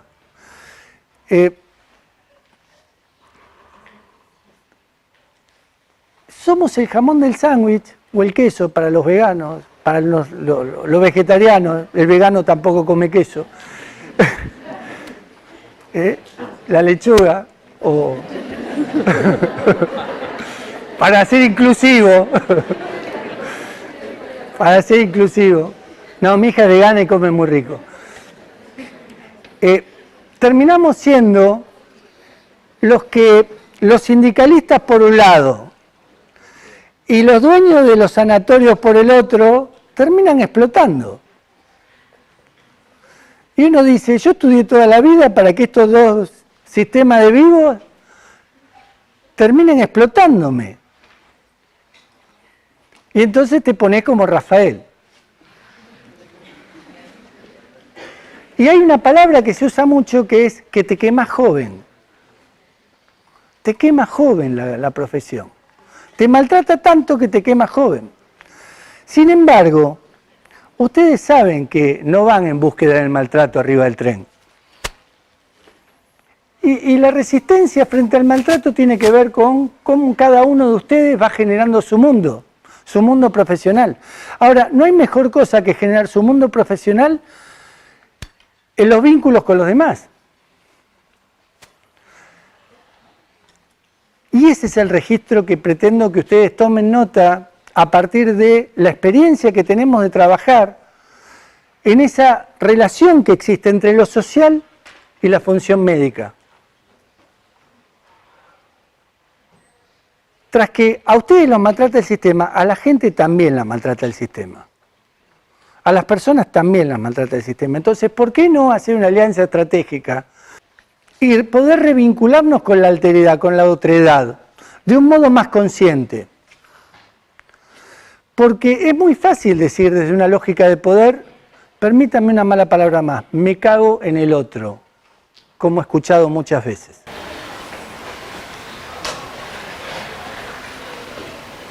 O primero yo, en esto del individualismo total. En algo que discuto mucho con mi sobrino que estudia para administración de empresas, no estudia medicina. Porque es cómodo estudiar 4 años en una carrera. Eso dice mi sobrino. Ahora, ustedes eligieron la incomodidad. En esa incomodidad también los vengo a incomodar y decirles, se puede hacer un paso más adelante y tratar de ver que en esa incomodidad social también hay una búsqueda de relación con aquellos que verdaderamente pusieron lo mejor para poder abrazar el conocimiento, abrazar el reconocimiento, abrazar el salvar vidas, y ese vínculo tiene que estar. Ahora, acá adentro no se estudia ese vínculo. Acá adentro ese vínculo no se estudia, y uno sale afuera y empieza a darse la cabeza contra la pared, y empieza a tenerle bronca al sistema, y empieza a tenerle bronca a la gente también. Por eso pedimos que de antemano tomen conciencia de esto. ¿Por qué? Me pasás muchas más y vamos a una que hay unos quesos. Los riesgos que se corren para poder llegar a un evento adverso pueden pasar por muchos lugares, pero uno de ellos es la comunicación deficiente. Claro que cuando hay una formación inadecuada también puede haber un evento adverso. Cuando hay una falta de supervisión y estamos haciendo lo que queremos hacer en función de no consultamos, no hay un lugar que cuiden a los que cuidan, no hay un lugar de clínica para poder hacer talleres de clínica entre todos y poder pensar juntos. Bueno, posiblemente no haya una buena monitorización. Y después la técnica puede ser inapropiada, también puede haber mala praxis.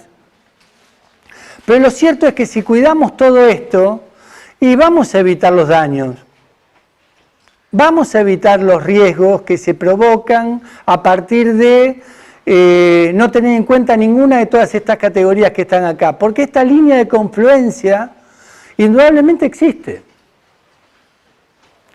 Por eso yo trato de decirles a ustedes, piensen que ustedes abrazaron una de las profesiones más nobles que existe, más noble, pero la más sacrificada también.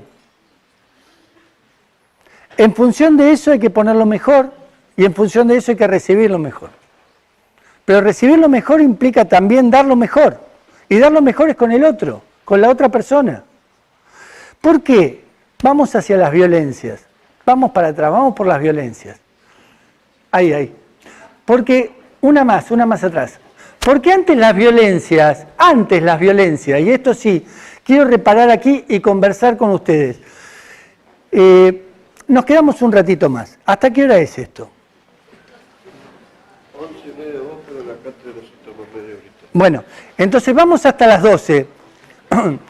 Nos quedamos media hora más, pero vamos a conversar entre nosotros sobre las violencias. Porque las violencias pueden ser, como las miraba Galtung, directa, que es la acción directa, violenta. E indirecta es la estructural y la cultural, que está debajo de esa acción violenta directa. Ahora, esto es invisible, dice Galtung, porque hay violencia estructural, hay violencia cultural, que incide sobre la violencia directa cuando se expresa la violencia. Y esto es lo invisible, que verdaderamente es el caldo de cultivo que germina la violencia directa. Claro que esto Galtung dice que es invisible, pero hoy no lo puedo ver así. Porque esto lo dijo hace 50 años Galtung. Hoy las violencias se ven todas. Una más, por favor. Y lo deberíamos ver a Galtung mismo así, pero agregarle la violencia institucional. O sea, no puedo ver más las que no se ven, entonces las tengo que ver interrelacionadas las violencias, en plural. Pero voy a agregarle la institucional también. ¿Y cuántas veces tenemos discriminación por ventanilla, nosotros mismos? O que generan violencia con nosotros en algún lugar. ¿Cuántas veces lo hemos visto eso? Un montón, un montón. Yo les pregunté a ustedes, ¿qué harían ustedes? Y lo que salió naturalmente es ser violentos. Ninguno habló de no ser violento, ¿eh? Ninguno de los que vino acá, salvo ella, ninguno de los que vino acá apeló a no ser violento. ¿Por qué? Porque es natural que te salga la violencia, porque sabes que escandalizando conseguís un buen resultado. Ahora, ¿tenemos que apelar a la violencia para poder ser acogidos por el sistema?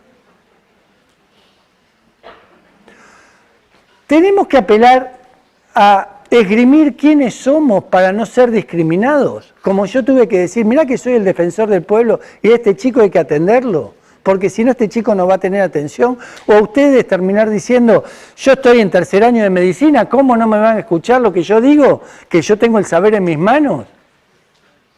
¿Tenemos que chapear para que el otro nos reconozca? ¿O la otra nos reconozca?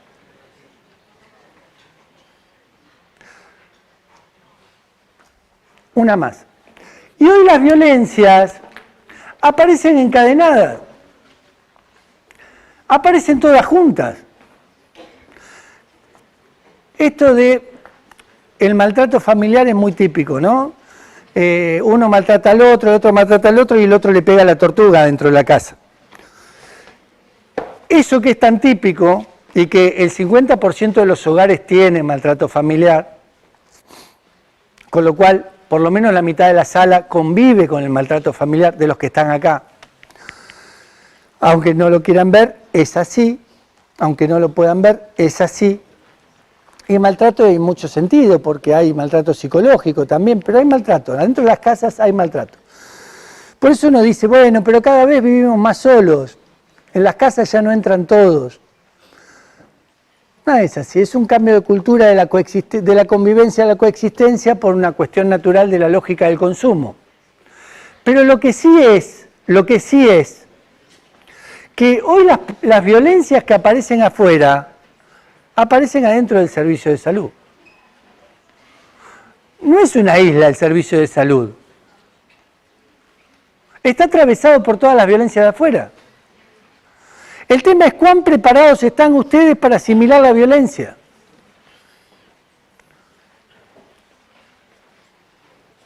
Y eso no se estudia en medicina.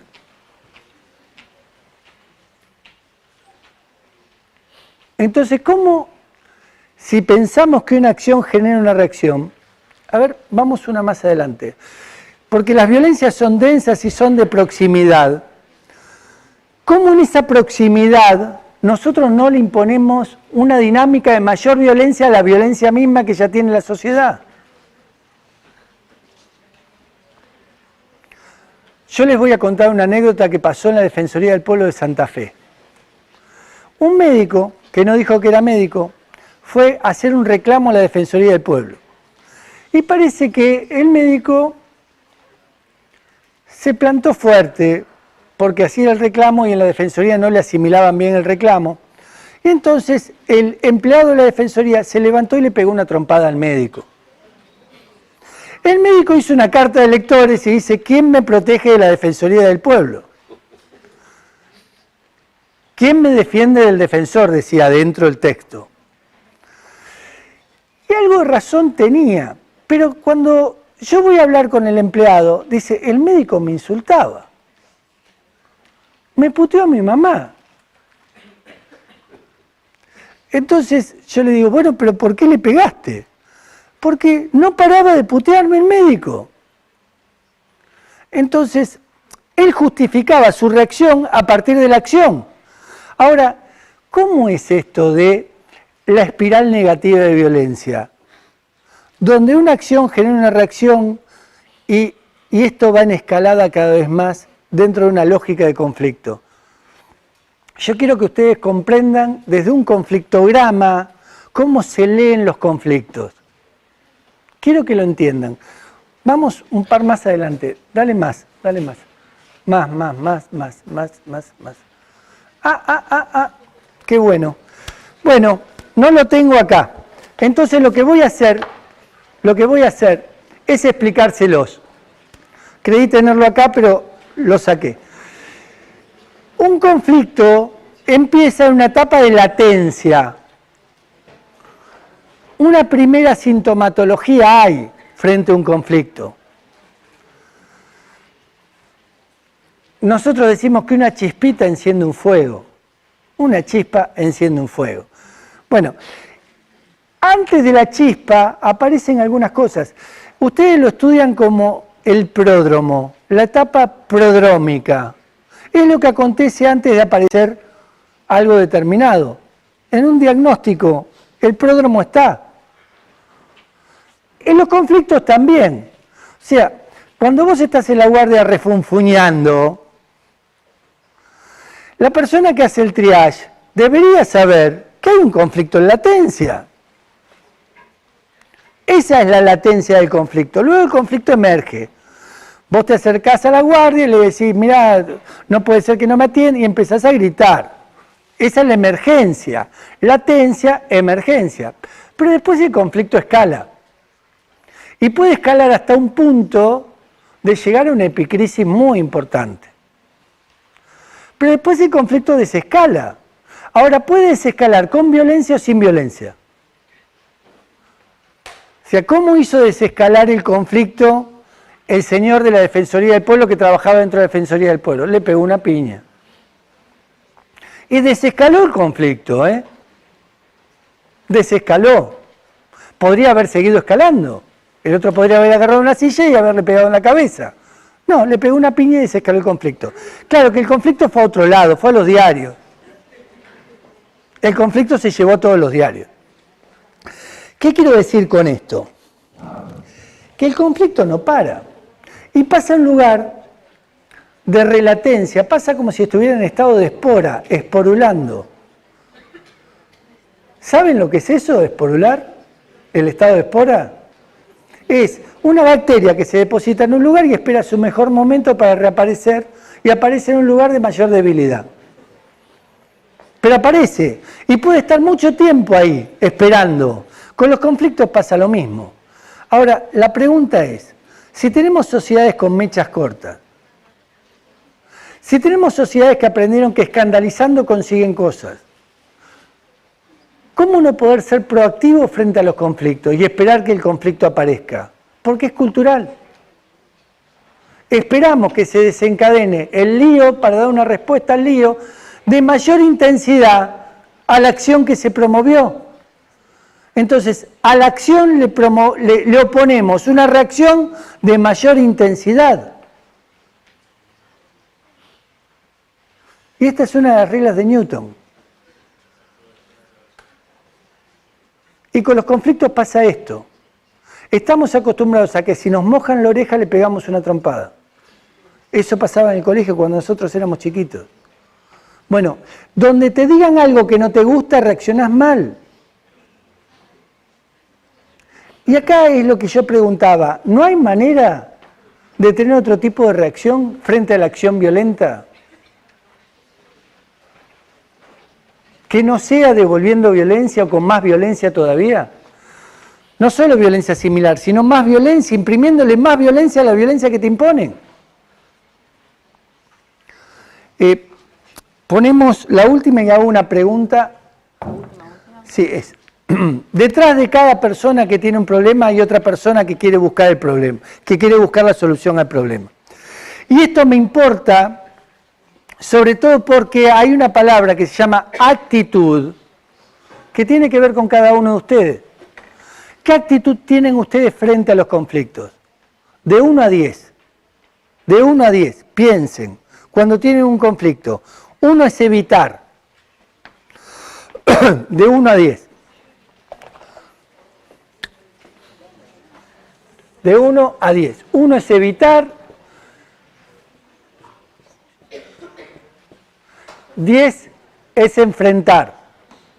Evitar y enfrentar. Pónganse un número ustedes. Frente a un conflicto, ¿qué números se ponen? 1 es evitar, 10 es enfrentar. Pónganse un número. 9 gritan acá. 9. Bueno, piensen en eso y pónganse un número. Ahora, en función de tu 9, donde vos tengas un problema, respondés enfrentando al problema. Otros responden replegándose al problema. Uno es un despliegue y otro es un repliegue. ¿Cuántos pliegues hay que podemos tener frente a cualquier tipo de problema que tenemos? Muchísimos.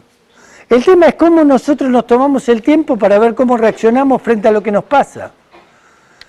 Y podemos superar algo que viene sedimentado en nosotros, que está en nosotros, que tiene que ver con nuestra cultura. Porque como profesionales también tenemos que poder dominar aspectos culturales que tenemos. Ahora uno dice, ¿es fácil poder con la identidad de uno? Yo les vengo a decir algo que quiero que lo aprendan hoy. ¿Cuál es tu identidad? ¿Cuál es tu identidad? Tenemos identidades múltiples.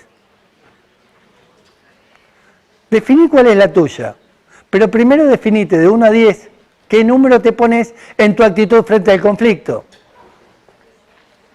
Por acá, ¿qué números se pusieron? 5. ¿Vos?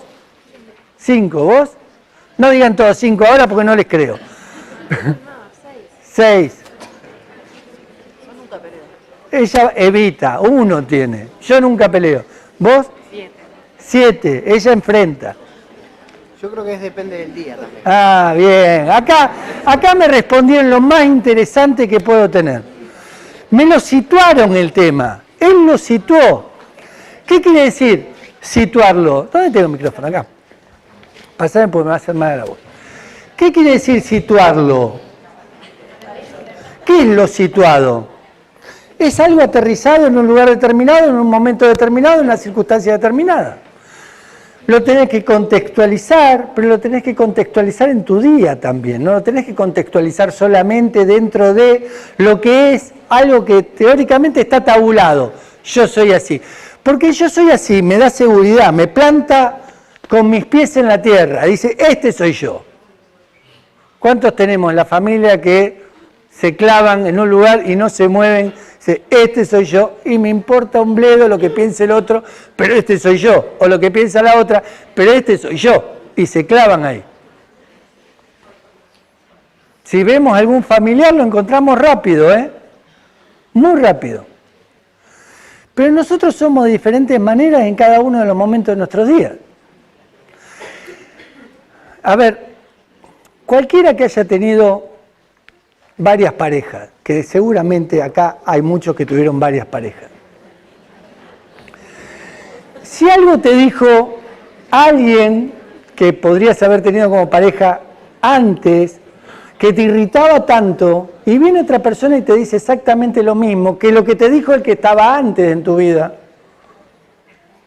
y no te genera nada, ¿Por qué te irritaba tanto lo que te dijo la persona que estaba antes y esta persona que te dice lo mismo no te genera nada?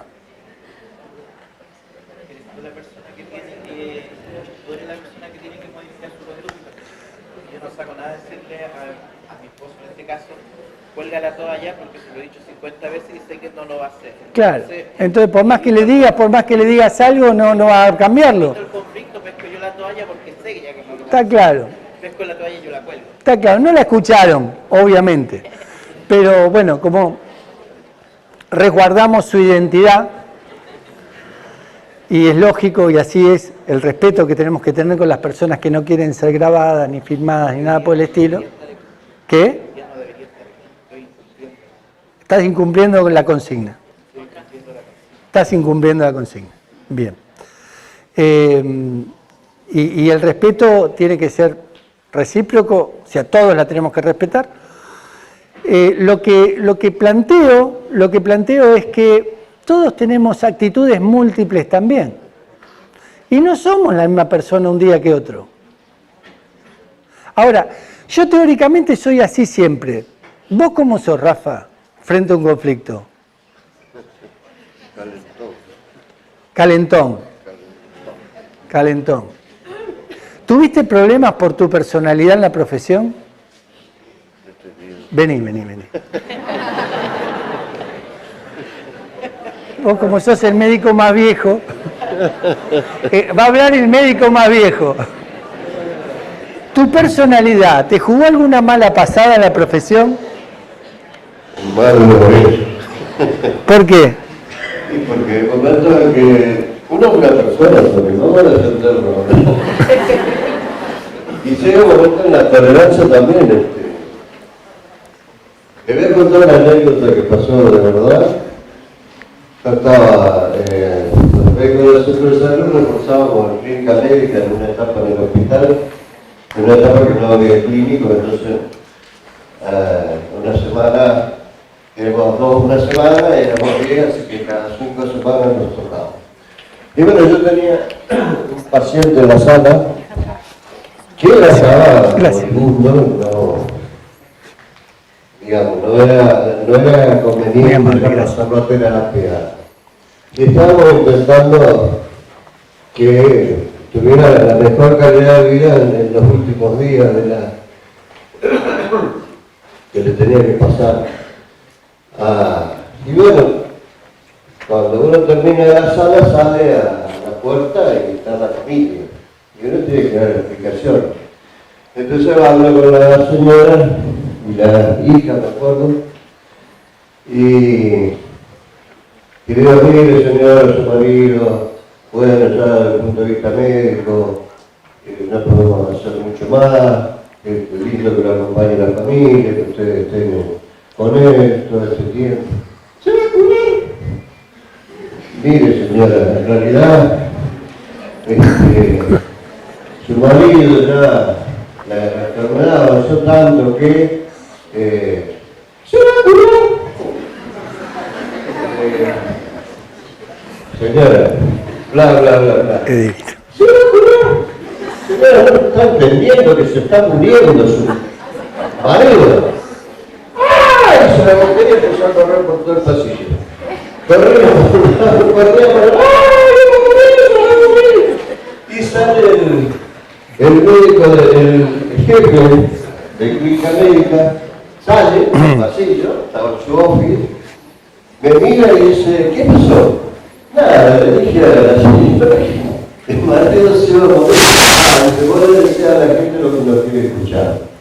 Esto es totalmente verídico, esto es realmente de la profesión y pone, por supuesto, yo siempre digo que después uno tiene que reflexionar sobre sus propias prácticas, porque lo que dice Alejandro es cierto. Hay veces que no estamos con ganas de matar el problema del otro. Hay veces que no tenemos la tolerancia. Y quizá la raíz más profunda de esto es que no nos han preparado para esto. Entonces, mi manera de comunicar va a ser distinta a la del otro. Y el otro médico estaba más acostumbrado al medio privado, porque decía, trabajaba en el hospital en el medio privado, tenía un lenguaje distinto para paciente-cliente que del hospital para paciente-usuario. Que más allá de la diferencia por ahí de clase social y de interpretación de las cosas, que ocurre en todos lados, tanto en el privado como en el público, yo creo que la capacidad que tenemos nosotros de poder transmitir. Y bueno, hay otros momentos en que también uno reacciona mal al paciente, porque se siente agredido, porque se siente esta situación, ¿no?, que hizo el empleado cuando se siente constantemente atacado, agredido. Y bueno, hay una situación en la cual es cierto, nos sale de adentro lo peor de nosotros quizás, pero por la tensión que se generan en situaciones dramáticas, no solo de la persona que recurre a nosotros, sino a veces nosotros con los límites que tenemos. Tenemos límites de tiempo, tenemos límites de conocimiento, tenemos límites de tecnología, y el límite más grande quizás es esta distancia que nos han enseñado y que de alguna forma usufructuamos, donde yo soy el saber y el otro es el que tiene que esperar de mí. Y hoy es peor, chicos, todavía, porque hoy nos googlean. Como dice él, mi casco hace que antes el médico era la palabra del médico y era muy difícil que te cuestionaran, y si te cuestionaban, lo cuestionaban de una forma muy de comunicación muy desigualada, pero te cuestionaba, entonces uno buscaba la forma, trataba de hacerlo en los mejores términos. Pero hoy es terrible porque nos googlean, la información no es totalmente exacta, y más de una vez nosotros también nos equivocamos. Cuesta mucho que uno reconozca el error que cometemos, lo van a cometer, cualquiera lo cometemos. Entonces es muy difícil que uno a veces no responda con lo peor de uno en determinadas circunstancias. Pues eso es lo que no, es lo que vos dijiste, no lo que yo quería. Gracias. Claro, vení. Está para eso. Dale. Bueno, buen día. Bueno, mi nombre es Julieta, yo soy integrante de la cárcel, me conocen. Pensaba todo el tiempo en los conceptos y las reflexiones que vos hacías, Alejandro, y todo el tiempo hacía conexiones con temas que nosotros abordamos en la clase y que con mucho orgullo digo que son estudiantes que críticamente reflexionan, participan, leen, ¿sí?, y se involucran, ¿no?, en estos temas. Tratamos siempre de hacer conexiones con la realidad inmediata, local, en el ámbito sanitario y en el ámbito de sus comunidades de cada quien se descubre. Entonces, bueno, hablamos de Estado, hablamos del rol del Estado, hablamos de un sistema de salud que hoy en día está segmentado y fragmentado, y esto obtura las posibilidades de articulación, de comunicación, ¿sí? Y esto que vos decías al inicio de la charla, cuando hay falta de comunicación, esto, digamos, genera como una predisposición al conflicto, ¿no? Principalmente al no reconocernos, ¿no? Autores como Robert también hablan de esto. Traemos a Oblak hablando del Estado y cómo se ve interpelado ante los distintos actores que se juegan, ¿sí? Hablamos del mercado, hablamos de lo que tiene que ver con los organismos suprarracionales, un mundo globalizado. Bueno, todo esto se juega en el sistema de salud y en el rol que ellos ya brevemente van a empezar a cumplir al empezar a transitar por las instituciones, ¿no?, que tempranamente lo hacen. Entonces, nosotros planteamos esto de la estrategia de redes intersectoriales, de redes en la comunidad, de trabajo en equipo, o sea, de comunicarnos básicamente con el compañero o compañera que uno tiene al lado, que tal vez en esta situación, Rafa, imagino, si vos tenías a alguien del equipo, no sé, de enfermería o quien fuera, que acompañara en esa situación, tal vez podía encontrar la forma u otras palabras de llegar a esa señora, o tal vez no, porque claramente hay límites en la intervención. Pero digo, uno apela a estas herramientas para un futuro donde uno pueda ver una salida o lo que sí es posible, como es trabajar en equipos o trabajar en las comunidades, independientemente de que ustedes se inserten en un primer nivel de atención o en una instancia hospitalaria, esa persona se integra en una comunidad, transita por algunas instituciones, participa en un club, en una organización o hasta en un tercer nivel de atención, ¿sí? En una instancia ultra especializada de rehabilitación. También hay una red ahí que se juega en esa persona y en su grupo familiar. Así que bueno, me parece importante y muy integrador en este momento de nuestra cursada los aportes, ¿sí? Por ahí, algo chiquito del cuadro, nosotros les propusimos a ellos si tenían preguntas previas al examen, porque estamos en instancia ya de parcial, que puedan hacerlo, o bien, bueno, por ahí cerrar tu exposición, pero para poder respetar los tiempos, que es hasta las 12. No, yo por ahora les diría que lo demos por cerrado y todo lo que tengan para preguntar, lo que fuera. Para preguntar, bienvenido sea, me lo mandan, yo trato de responderlo. Quedemos juntos en las redes, yo estoy en todas las redes, me piden, yo estoy con ustedes. Cualquiera que requiera algo a futuro me puede pedir lo que gusten, estoy abierto a relacionarme con todos ustedes, con todas ustedes. Les quiero agradecer mucho, mucho, mucho la presencia de algo que fue obligatorio para ustedes. Yo odio que los alumnos tengan que estar obligatoriamente en algún lugar. Entonces, como me dijeron que venían como parte de la materia, dije, bueno, en buena hora, si es parte de la materia, sí. Pero si es algo obligatorio, digo, no está bueno que el vínculo con ustedes sea porque ustedes están obligados a estar aquí. Espero que más allá de esa obligación, al menos hayan entendido cuál era el objeto de toda esta charla y que la puedan conectar con el futuro, pero también la conecten con el presente, porque los conflictos están todos los días conviviendo con ustedes también. Y no es para cuando ejercen la profesión solamente, sino es para ahora. Cómo revisar uno mismo sus propias actitudes frente a los conflictos a partir de la posibilidad de verse a sí mismo como profesional el día de mañana.